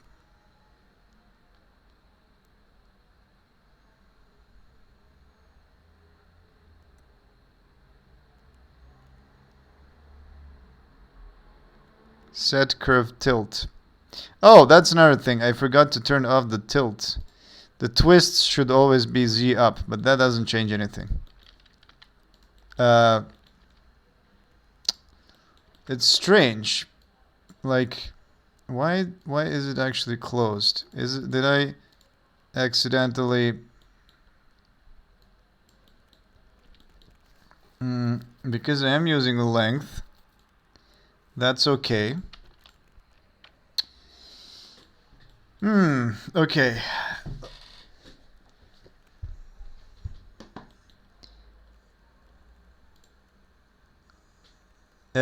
Round fill caps. I don't see a closed. Wait, let's just merge the curve as well into this so that we can see it. Yeah, let's join the curve. Actually, I can just do this so that we can see the curve itself. And as you can see, it is actually closed. I don't know if you can see the curve is barely visible. Yeah, you can see it now, the orange thing. Is there actually a function that you do like close? Okay, I have to Google for this. Blender closed curve. How to make the curve closed? Alt C. Alt C. I don't think this is it.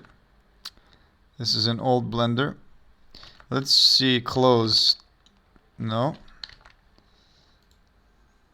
Make closed curve not closed. All you need to do is click Alt C again to open the closed curve. Well, for some reason Alt C doesn't work.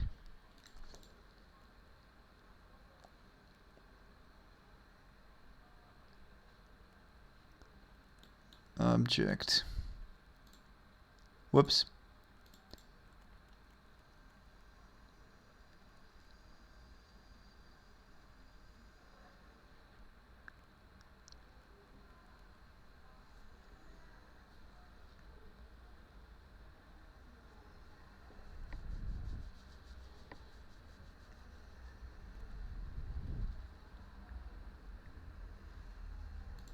Start and end. Active spline. Cyclic. There it is. Oh, it's not called closed. It's cyclic. Okay, damn. I think you will go faster by exporting the spline in a text file and do all this from code. Maybe. Just remove a segment. I mean, you can't. I mean, if you remove a segment, you're gonna still have a cyclic. It's always going to, because it was set to being a cyclic. So yes, now it's not cyclic anymore. Anyway, that we solved that. So what we didn't solve is rotations. So somehow they are. Am I supposed to use the local rotation? Oh wait, I think this is it. This might be it. I should have just put local. Okay. So yes, the rotations are like this. We offset oh, there it is. So we say 90 degrees upwards, and then 90 degrees sideways. Is that it? It is. So there we go. We have them oriented perfectly, right? It's not perfect, but so it's there. Thereabouts. It's not going to be too curvy. But yeah, now the problem is that because the curve is kind of stretchy, you know, when we kind of make it too, because it's kind of stepped, right? It's also not perfectly stretching the scale. So actually what we need to do is we need to scale these poles a bit to cover the holes. Scale the poles to cover the holes. Nice. Yeah. So how are we going to do that? Yeah, by the way, let's offset them by a bit. And now I need to figure out how to do that, because I'm not exactly sure, because curve to points is kind of not allowing you to offset it, which is weird. Curve to point. Let's see. Curve to points. Offset. Blender. Offset curve to points. How can I offset my points along the curve?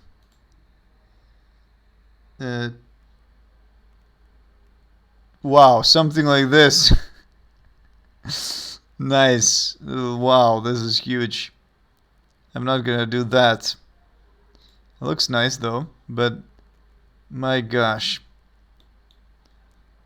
Okay, so what if, it's funny that they just like, if they just had like a little thing that said offset here, it would, you know, it would be fine. What is this evaluated thing? Oh, evaluated just means that it's on the points. Okay, I mean, you can also like modify this a bit to insert a few, you know, to kind of cover these holes. So let's try something. Let's try something. This is where this is where where like thinking in for loops is much easier, right? We have we have the curve. We have the evaluate sample curve. Sorry, sample curve. But what we want to do is we want to do it multiple times, right? Can we actually do it multiple times? If I say yeah, I think we actually can do it multiple times. So what we need to do is we need to offset. Oh, okay. Now let's think about it. Can we sample? I have an idea. We take these points and we curve. No, that doesn't work. What if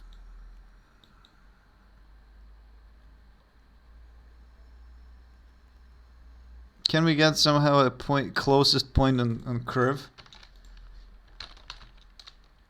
Let's go through the curve options. Curve length, curve to mesh, curve to points. Fill curve, resample curve. Resampling. Resampling is still going to... There's no offset in resampling. It's basically the same thing, like resampling. It's basically the same thing as points. It just it turns into curve and not into an array of points. Subdivide. Subdivide also does kind of the same thing.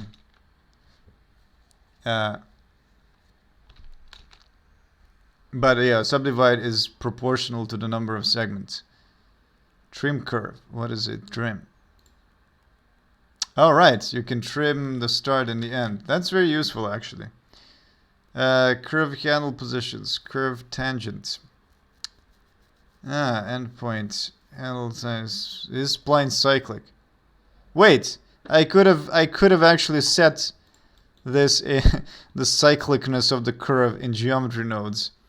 The problem, though, is that I had no idea what the name of it was. I thought it was like looping spline or something, or closed spline. I was looking for closed, but it was cyclic. That's the problem I'm talking about. Like, you have to know how things are called, and you can't know that until you like go through each of these and you're like reading them and like, oh, this is what this does.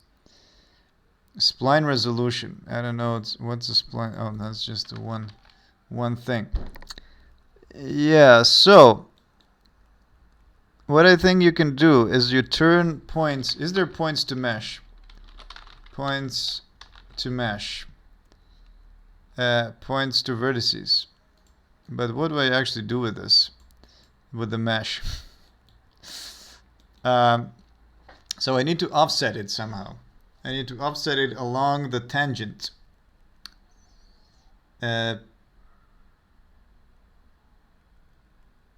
Offsetting along the tangent. How do I do that?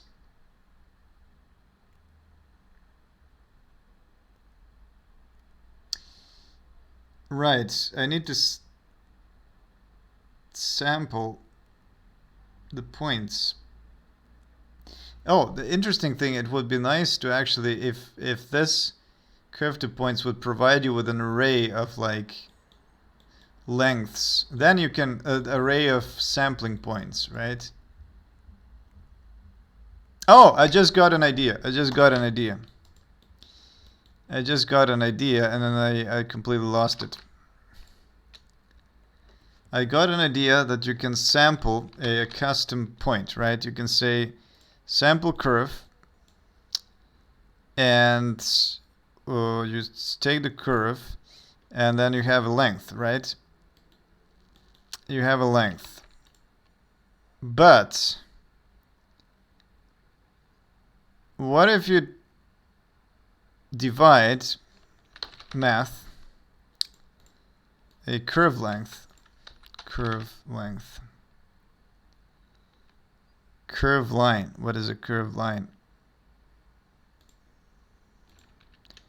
Points direction. Oh, a curved line is just a line. But you can inflate a spline. You can inflate a spline. Yeah, maybe. I'm lost. What are you trying to do? Oh, so, yes. What I'm trying to do. I'm sorry. You just joined, eh? Exploding spline. So I am... No, you didn't just join. Basically, what I'm trying to do... So yes. See this. Oh, wait. I just got another idea, to be honest, which is far simpler than that. But yeah, okay. I'm sorry for this. So let's... so I have a spline, right? I have a spline.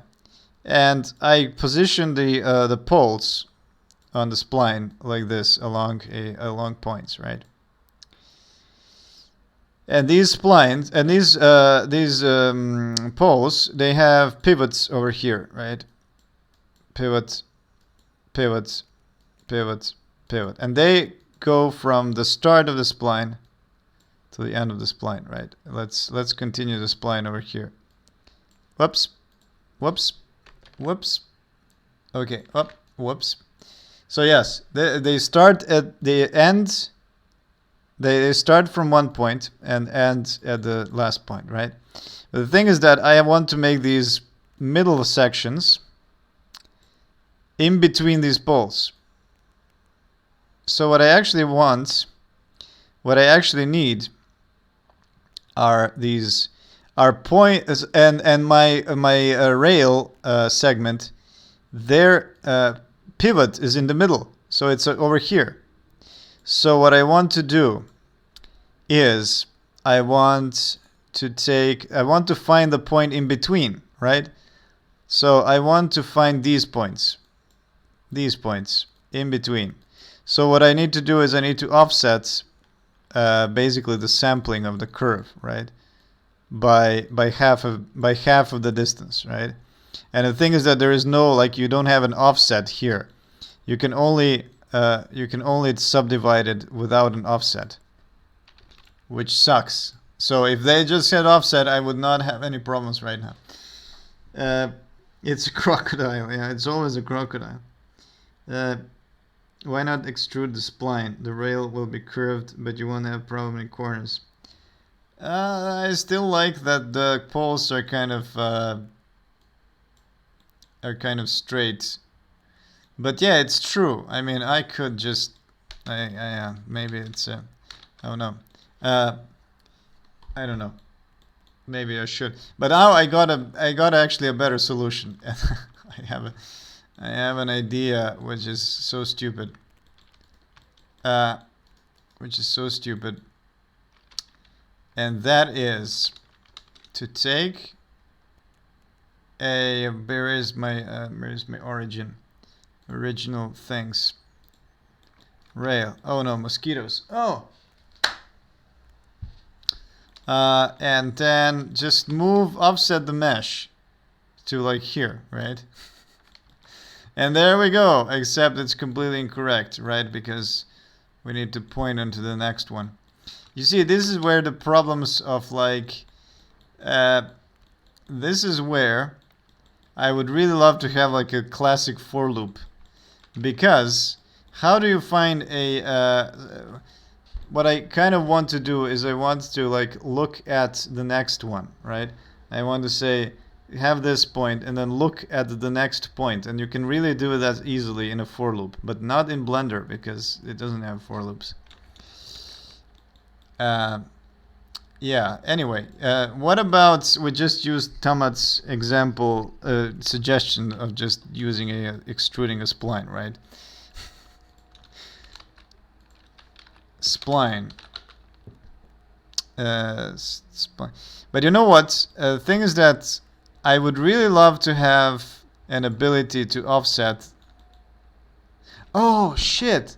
I just got an idea. I just got an idea. You see, I just saw when I was browsing this thing, I saw this thing that is called a trim curve. So the trimming of the curve. Oh, the garbage men are outside. That's the time. 11:20. Nice. It's how I made games by hand and not by instantiate. So the thing is that the trim curve, like if we let's process this curve before we pass it to curve to points, right? Let's not sample the curve. And what we can do here is we can offset the curve. There it is. There is our offset. There is our offset. I just solved my problem without, like, yeah. And the problem is that I'm thinking too much into for loops. But instead, I should have just used this, right? And the thing is that by how much do we offset? So yeah, let's actually use this unprocessed one with this, right? And then we're gonna make another spline to points. I'm sorry, Tamat. I might not use your much simpler and nicer suggestion. Instead, I'm sticking with my idea that I had at first. So yeah, I have another spline. I'm going to offset it. Yeah, let's actually use this on the, well, I'm now going to a bit cross-reference things. Oh shit, I'm not processing it with a rotation. So we go this, and then we pass rotation into here. Oh, there it is. Oh my god, it's perfect. Is it? Is it perfect?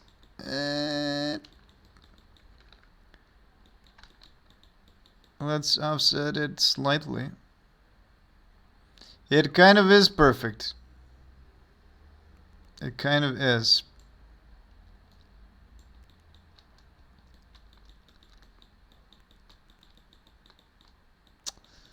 Yeah, except that I need to also clamp the end. And how do we do that? Well, we are going to use maths, unfortunately. Go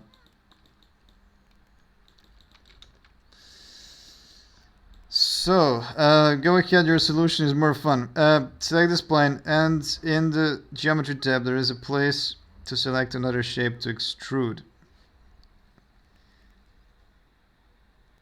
Yeah, I mean, I could actually just use a circle, you know, there is a primitive. If I wanted to extrude a curve, wait, mesh. Is there like a 2D curve primitives?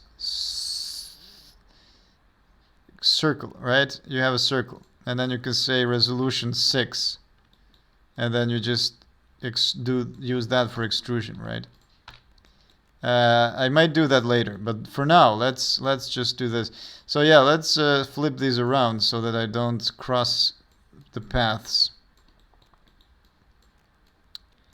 Kind of like this. So this region is the poles. This region is the lower section. And now, how much do we offset? Well, we need to find out from the curve, from the size of the curve. So curve length, and we're going to divide it. We know what the curve length is. We're going to divide it by, let's keep this thing static. Value. We know that this value, this is the distance. So this value is going to be 2. And we pass this. Let's rename this. There's a way to rename it and say label is going to be separation. So the separation between the two poles. And what I'm going to do now is I am going to calculate divide. So that's I tend to go divide. Oh wait, you can actually search for it now. Oh, that's a new thing. I'm sorry, I didn't know that. So in the past, you want to find a divide node. There's no divide node because it's called a math node, right? You need to create a math node, and then you select out of these. You need to find divide, for example. But here, now you can actually search for divide. Oh yeah, this is the thing. So when you create in this search bar in the create, there is no divide. There's a math. But if you space and you say divide, wait a minute. It existed. Is it this menu? Are you fucking kidding me? Okay, there's 3 different menus. There's one when adding an object, which is like which we have this menu, but then you can't search for these sub things. Then you have the space menu, which is the search menu, where you can't find divide. And then you have this like special menu when you drag, which is like special, which is like which is special for this value, right? Oh man. And then you can spawn a divide. Okay, well, I didn't know about that. Maybe it existed from the beginning, but I just never used it. So yeah, let's divide actually this. Divide the length by this. And then what we have to do is we use that value as a start. And we use, okay, now let's try this, subtract. Subtract, there it is. And then we subtract the length of the curve with this. Oh yeah, it actually, oh nice, it actually outputs the float, 13.9. Is that correct? 13 point, oh yeah, no, oh this is actually the number of poles, not actually the offset. Yeah, right. I'm stupid. It's just that I'm not used to thinking nodes. This is kind of, I hate it when you have to do math operations. But yeah, we need to also subtract it from the end, right? Because we have this value. No, it's the length, and this value, which is not correct yet. But yeah, so this is where it's going to end. And then, now what we should see is that there is a... Oh, of course, if it's 13 meters, it's not even there. But yeah, it's not actually the 13. We need to round it. Well, how do you round things? Do I round it? I think so. So what we get from the rounding is that this should be 13 now. The socket is not computed yet. Interesting. Wait. Why does this say 1? No. Oh no, what did I do? Okay, divide. So what happened here? Why is it 1? The length. The separation, divide. Oh, because I accidentally checked clamp.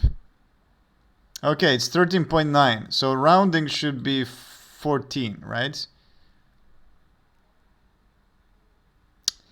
A socket value has not been computed. Yeah, maybe that's because I did not connect to anything, right? If I connect it to a viewer node, and I say value, this socket has not been computed yet. Okay, I don't understand why it's not computed yet. I'm lost here, but I love listening to you and all your exclamations. Okay.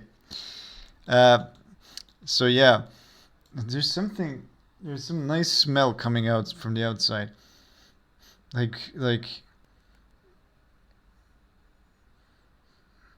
Like some olive oil, and like somebody is making like a pizza drenched in olive oil. Nice. Okay. I hope I didn't like forget to turn off my stove or something, which can happen. No, I actually, over the course of the day, I actually smell a lot of things coming from my neighbors. So I'm not surprised. So yeah, we divide the length, right? And we get the count. And then I have to divide again to figure out... You know what? I'm super stupid. I'm actually super stupid. I think... No, I think I'm on a good course. But let's actually just do a half here. Divide by half. Because... divide by 2. And I'm going to use this. Let's actually... let's add an empty thing. I'm looking for add now. Add. So that I just connect both. Like this. Oh wait, yeah. Subtract the length. Oh Jesus, this is getting a spaghettified. So yes, it's the start and subtract from the end, right? Okay, so we should now be close, right? We should now be close, right? This is not doing anything for now. Because we have... No, well, nothing is happening. Oh no, what is going on? This should be 1. Okay, this should be 1. And this should be length minus 1. It is. Oh, it's not factor, it's length. This was the problem all along. I should have used length instead of factor. Well, still nothing is happening. That's nice.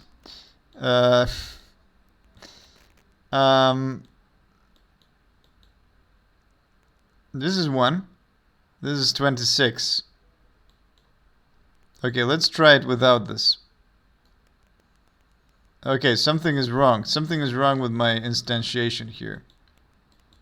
I am creating points. Curve to... Where's my curve? Jesus, it's not connected. Oh, god damn it. I did not even connect the curve to this. So yes, now it works. Okay. 0 and okay, so it starts from 0.5. It ends with length minus 0.5. So there it is. But the problem is that maybe... Is there a problem when you stretch it? Yeah, so you see that there is a little bit of like disjointing here. Have fun, bye. My solution, 2 modifiers. Okay, wait, I should not... hello, let's see. 2 modifiers. Yeah, well, that's what I did at the beginning. I said... that's exactly what I did at the beginning. I said, this is how you would do before geometry nodes. This is what you would do, and I showed this exact solution. But then I said I want to avoid using modifiers because it's very clunky. If you have many objects, you can't really copy them around. And it's also based on the mesh. So now, because this is based on a curve, I can just copy this curve. I can just modify it to create many different things. And also I have much more control over how the objects spawn. Right. But the problem now is that the 2 meter distance is not always 2 meters because it is automatically rescaling. So this is what I was actually trying to solve with maths, which, let's do it. Oh, sorry, I missed it. Yeah. So what I am going to Yeah, so what I wanted to do is I wanted to divide the mesh, figure out how many points we're going to have, and then divide by divide this by the length again. So now that we have the number of points, we divide length with this again. It's crazy, but okay. It's crazy, but please don't leave the stream. Using geometry nodes could be better for performances. They're independent objects, so physics engine can be faster. Discarding the physics engine. I mean, this really has nothing to do with physics engine in the end, because I'm going to bake them into meshes anyway. But another thing that I can do, this is what also geometry nodes allow me, is that I can create another object which uses I can use a different object for a collision mesh, like just like a tube of a box tube, you know, and then have this instead of, because I don't really need the physics to have this holes, because your car is never gonna fall through the hole anyway. So you can just have the whole bounding box of the segment as a collision object. Anyway, yes, and now that we have figured out what the actual size is going to be, we can now again divide it as we did here with 0.5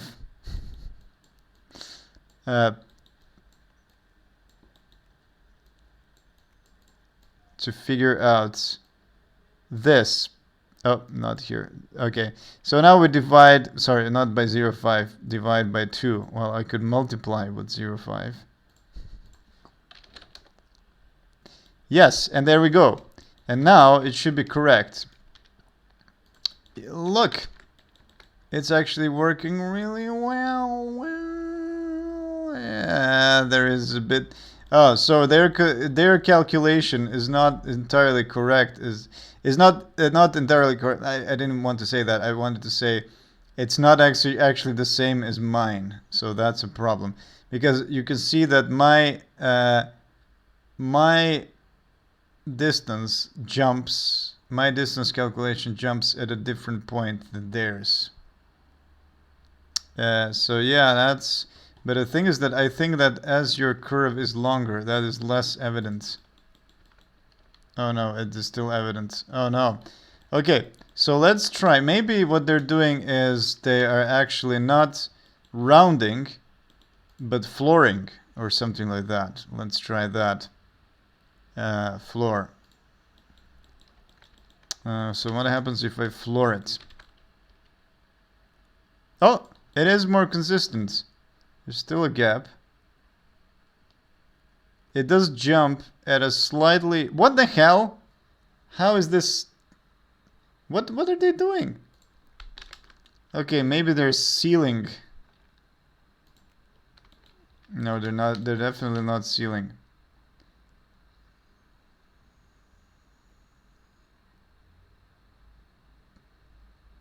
It's definitely at a different point, even with the sealing. So weird. If they're not flooring, they're not rounding. What the hell are they doing? So let's see in a very small example here.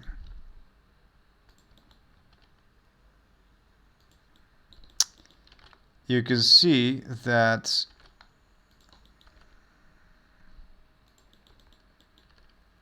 okay, yeah. It's definitely not I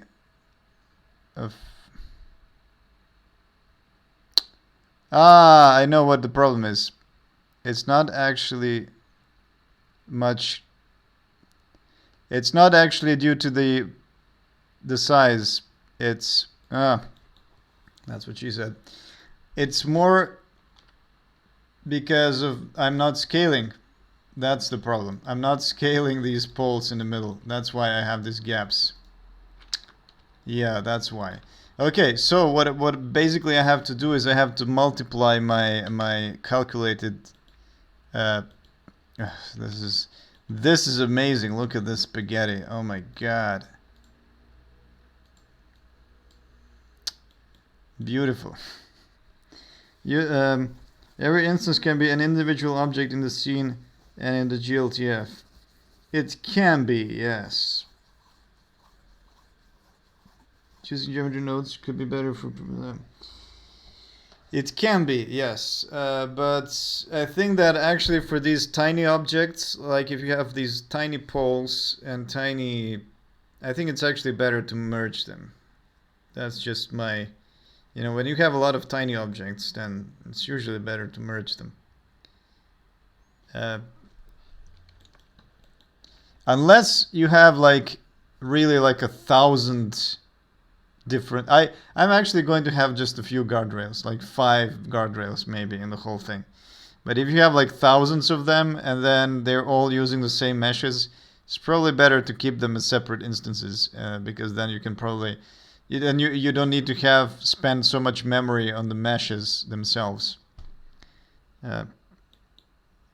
Yeah, so now I have this beautiful calculation which I need to somehow improve slightly. Multiply. Oh, this is just my route. How do you actually make these like reroutes? Blender geometry node reroute node. Yes, this is exactly what I want to. Hold shift and RMB. Shift. Nope. Oh, it is actually a reroute. There it is. But how do you, is there any kind of a shortcut so that I don't have to write reroutes?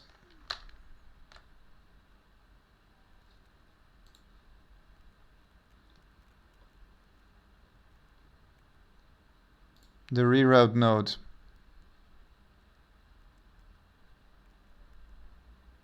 This is the material editor.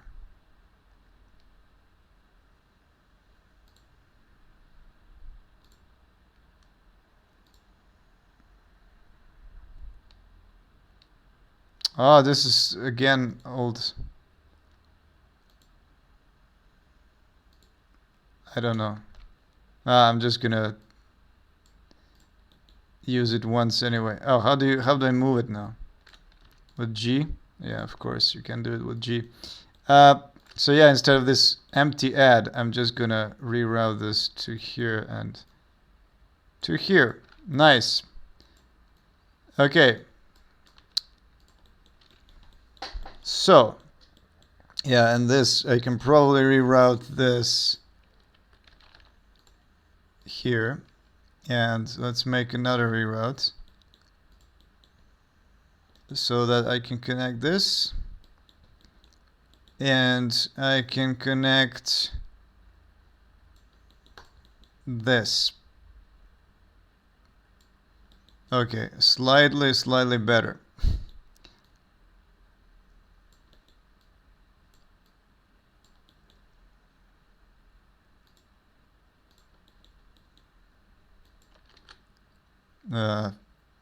This is kind of ugly. Okay, something like this. Add another.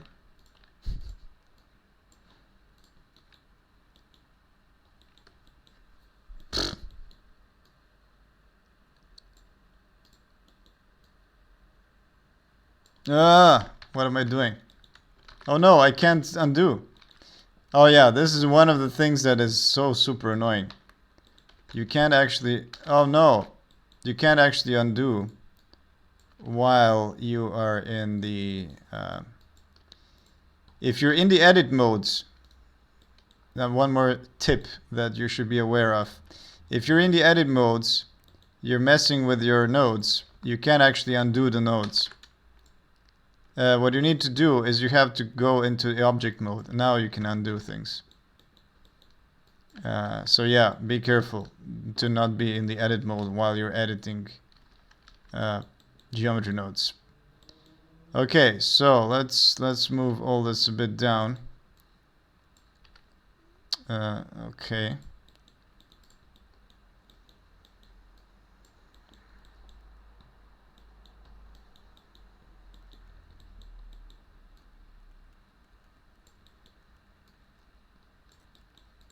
Still ugly.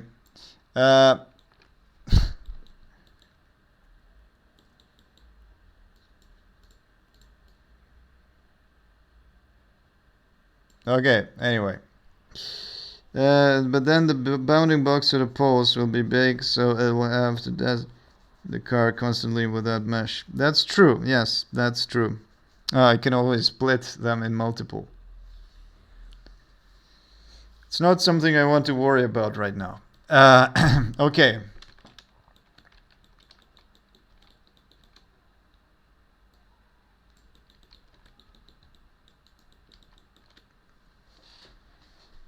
So, yeah, the one last thing that we want to do is I want to rescale the rails, right? And I can rescale it with the thing I have here, right? This is the scaling factor. No, this is the scaling factor. No, this is the scaling factor. I don't know. Let's try. So, I have this is the guardrail rail, it is. And I have transform. Let's use this transform node to rescale it. But I do need to make it, to divide it with the length, right? And my separation is this. So I need another divide. I divide this thing with this, and that should be my scale multiplier, hopefully.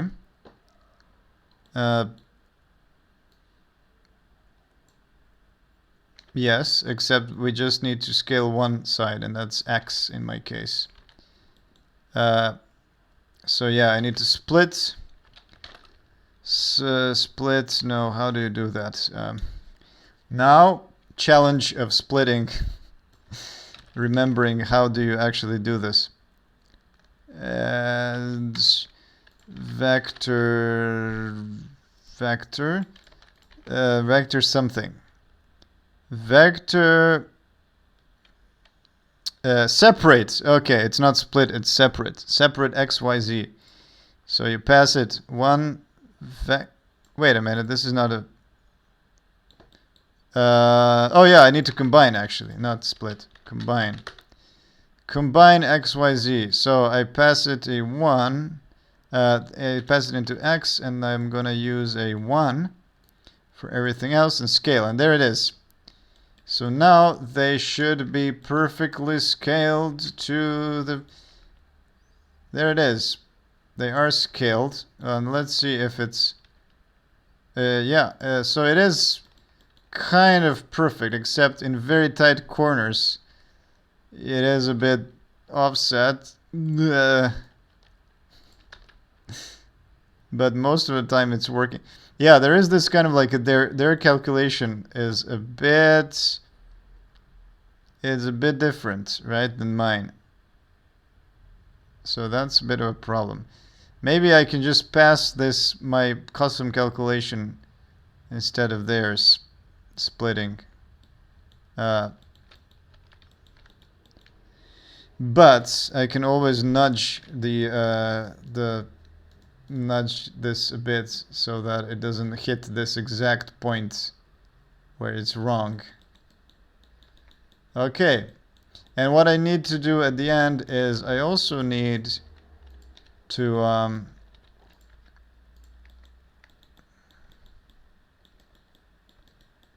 I need to offset this, of course, a bit sideways. So, well, I can just translate it like this, right? So let's do it in y-axis maybe. So yeah, minus 0, 1. Minus 1, 2, 3.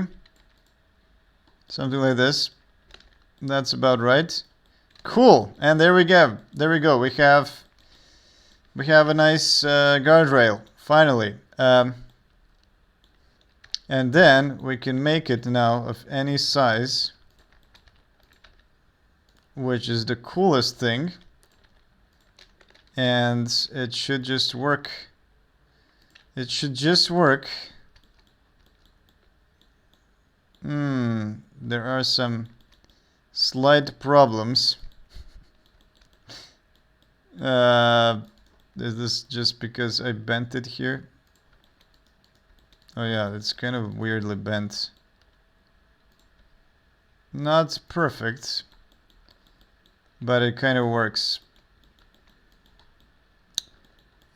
Yeah, so the problem is that the tangent in between... Oh, you know what might be the problem as well? It's that I'm not sampling the curve enough.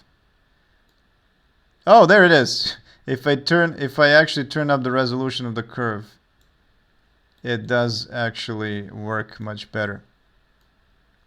But yeah, the thing is that I need to resample the curve somehow. Smartly, a more smart way, instead of editing this. Is there a way to set the curve resolution? Curve resolution. Spline resolution. Set spline resolution. Nice, there is. So the thing is that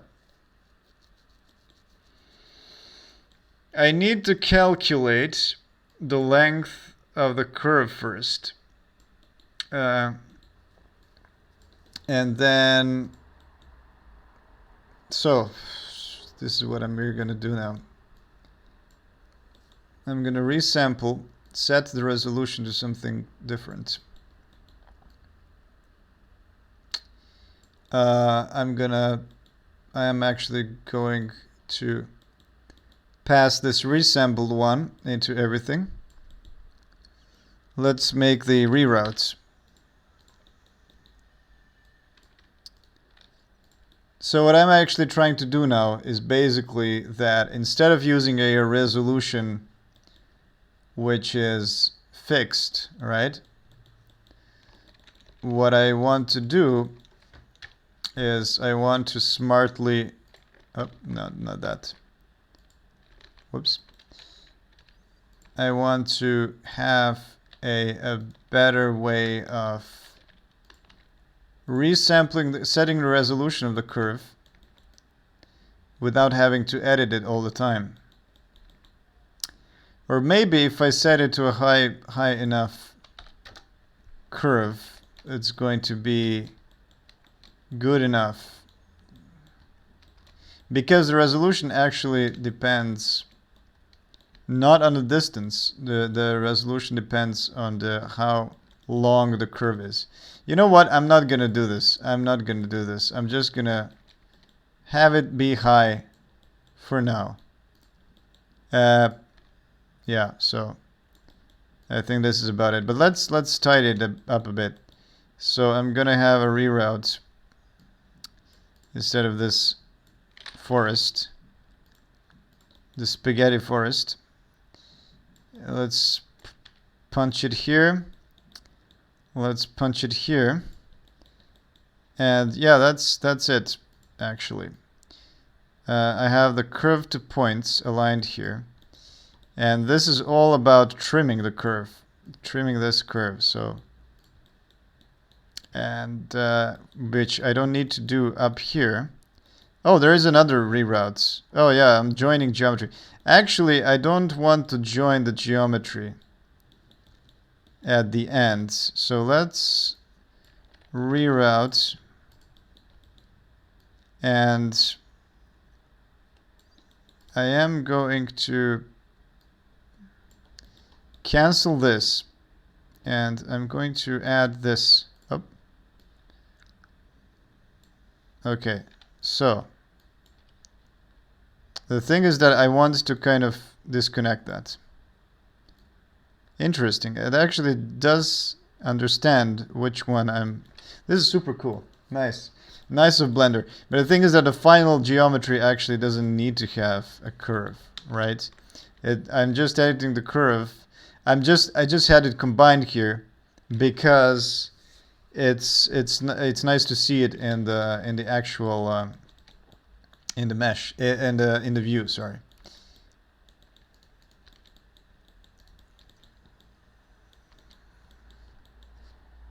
Okay, so that's kind of it, right? I can now texture the poles. Oh, you know what's actually one of the cool things as well? This one is kind of, yeah, it's highly bent. That's the problem.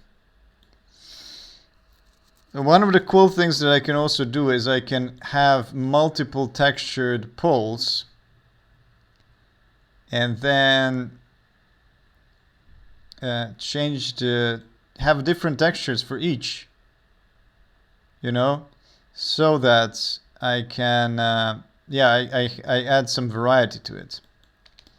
Let's have some kind of a wood texture. Let's find some nice wood texture. Textures.com wood. So this is what the power of geometry nodes really is. Because like now I made this, and now I can add things into it, which with traditional stack-based approach you can't really do. Oh yeah, one more thing that I want to add is that the final point which goes into the ground, right? We have to do that as well.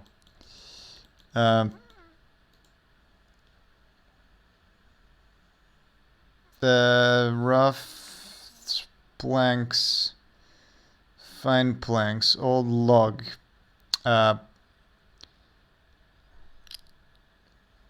Wood, pole.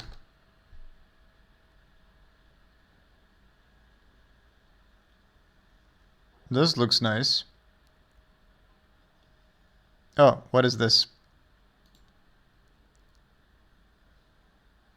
This is actually pretty cool because there's some variety. I can just offset the UI map. Okay, let's have this one. I'm gonna take this one and let's do a quick Photoshop if I can actually run it, because I might be running out of space. No, there is actually 8 GB left.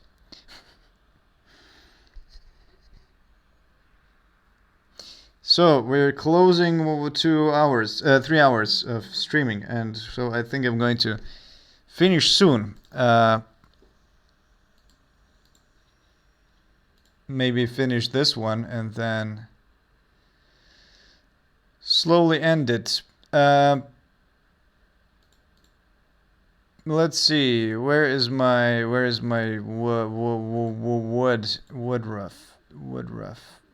rough? Okay, cool. So we have was our rough wood. And maybe I'm gonna smallify it. Let's make it smaller. 256, something like that, by 256 by 128. Is that low poly enough? Pixelated enough? Maybe. Let's make it a little bit less saturated. Okay, a little bit lighter maybe. I don't know. No, that's not a great lightness.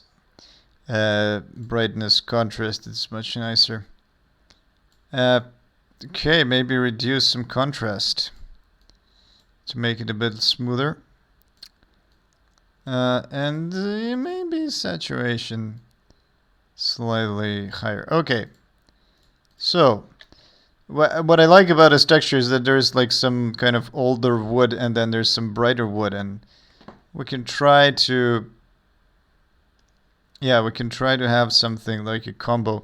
Oh yeah, one more thing is I can actually add a little bit of shading here. so that we have some variety. Like, because what I want to do, I'm never explaining what I actually want to do, which I just realized, is that I want to use different segments of the texture for different poles, right? So that we have different types of poles. And yeah, I'm just gonna do something like this, and then just a little bit darkening so that you can see that there's different kind of shades of poles when we combine them.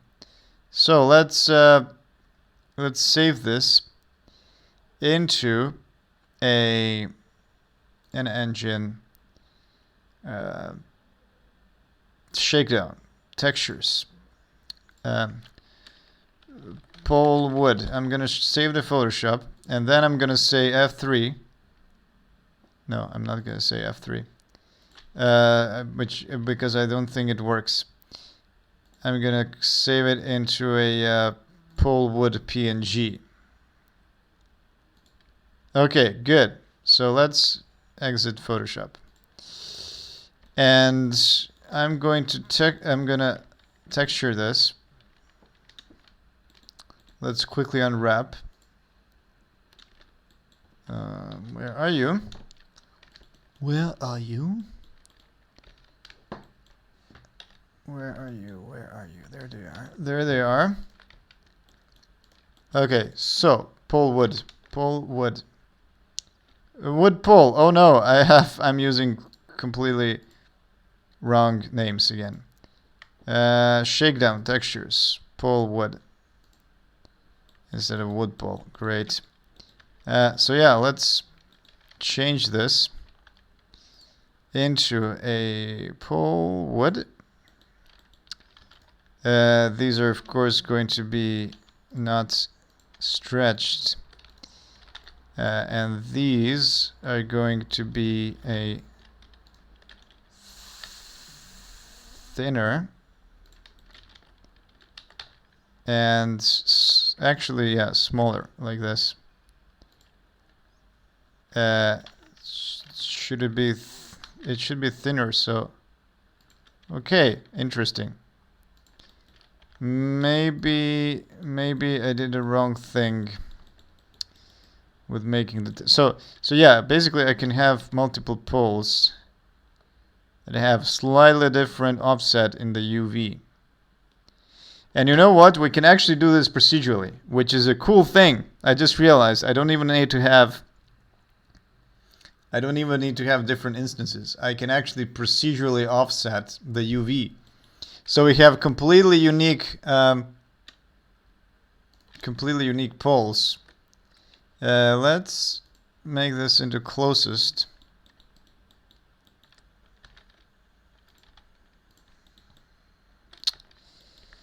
Okay, so we have, it looks a bit dirty. Wait a minute. It should actually be like this. This is the problem. Yeah, I see that something is wrong. Okay, so this is the correct texel ratio, right? Yeah, okay, now it makes more sense. So, this is one pole. And then we're gonna put these into the same group. And now what we can do is when we use these objects, wait a minute, why is this not instantiating? Oh, well, because we don't have it assigned to the pole wood pole. Why is it not being? Why is the material not assigned now?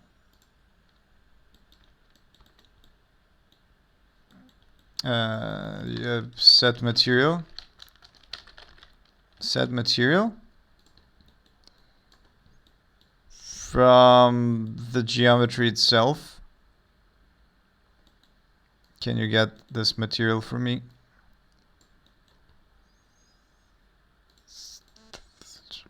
Is there a get material? Material?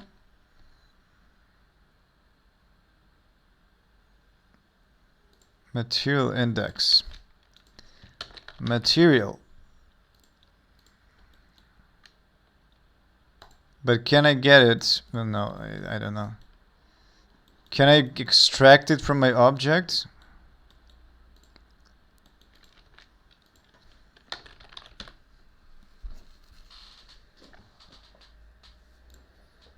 Geometry does not have data about right? No, it doesn't have. That's weird. It's like, how do you get material from the object itself? I guess you don't. I guess I'm going to have to select a custom material. So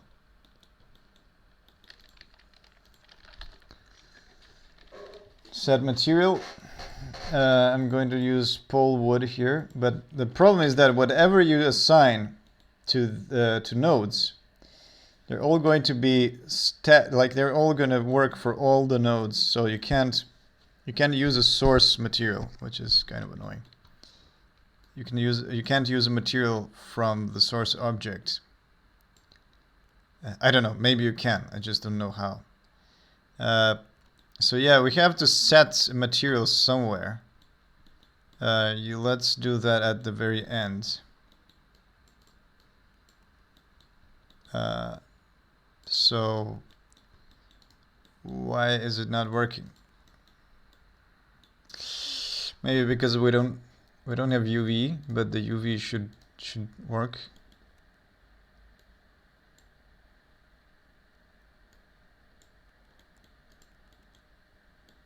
Strange, very strange.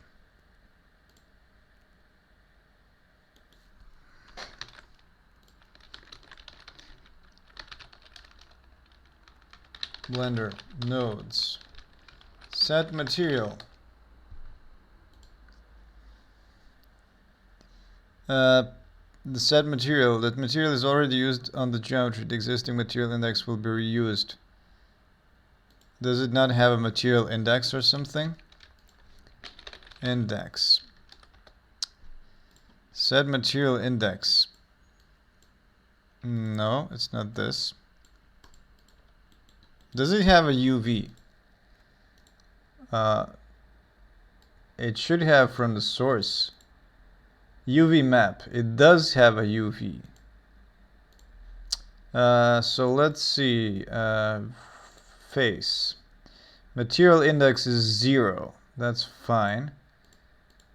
But why is there no material applied?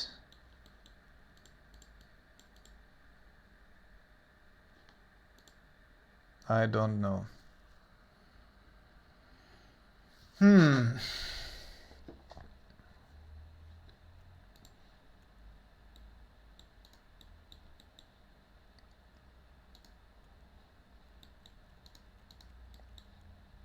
So the pole is using the same material. That's good.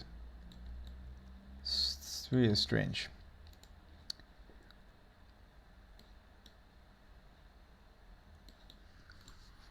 Blender nodes material not applied. Set material not applied or something. Not working correctly. Does not reuse existing empty slots. Not showing using geometry nodes. So if I apply this, if I apply the oh yeah, I need to convert to mesh. When I convert it to mesh, I go to materials. It does have wood pole. So what the hell is the problem? Why is it not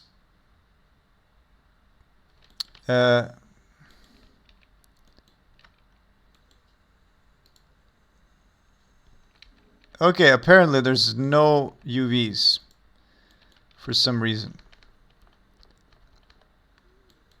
And why is that? Why is there no UVs? So yeah, it's not the material itself that's the problem, I think. It's actually the UVs.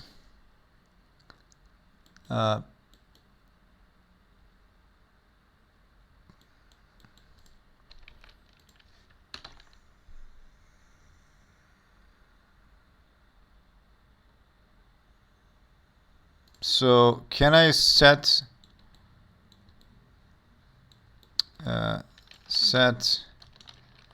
attribute? Oh no, this is the old method. Oh no. Give the texture an index number. Say 1. And set the material index of the nodes to 1. No, I don't think that's the problem, because so I don't know what exactly here is the problem, because when I go into the face corner, right, it says a UV map, and so obviously there are UVs. If I let's copy this. If I convert to mesh, right, so now it's the UVs, the material nodes is applied. The UV is there, the material is there, so it definitely exists. But then if, yeah, there it is, the UV map is missing. That's strange. That's really strange. There are no, if I add a UV map, there it is, now it works, because, yeah, okay. So yeah, it's definitely a missing UV map, and then maybe it's because maybe it's because it's coming from a curve. So the curve does not have UV by default. Let's try. Okay. Oh gosh. Capture attribute.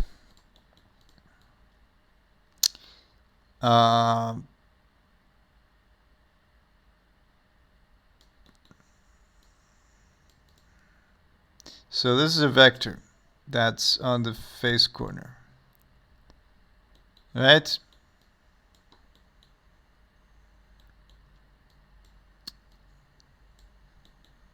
And yeah, so yeah, the problem is that this is an old version of in the new alpha blender. You can actually transfer UVs directly into the UV property, the UV layer. And here you cannot. You need to do some crazy shenanigans to support that.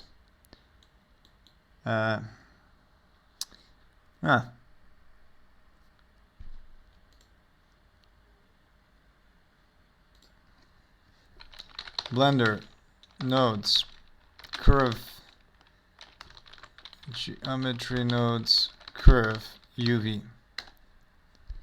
Oh, curve to mesh with UVs. I think that this is obviously, somebody is like, why is this not working?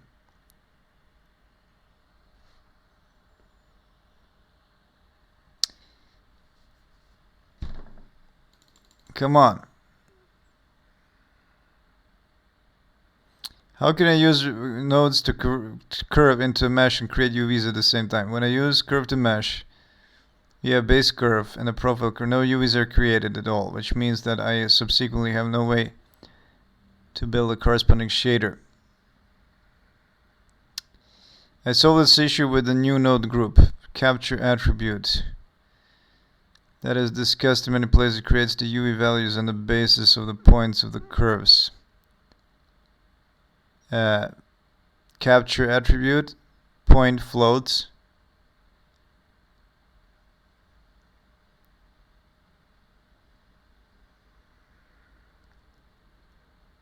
Are not processed correctly. Okay. So yeah, I think I'm going to end the stream here.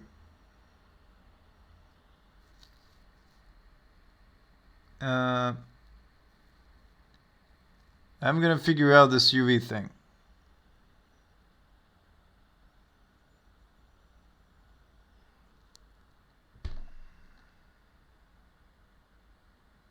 And so here's what we got. We got a nice curve to mesh thing. We got a nice how do you call it? The guardrail. You can generate infinite points of. And that's nice. So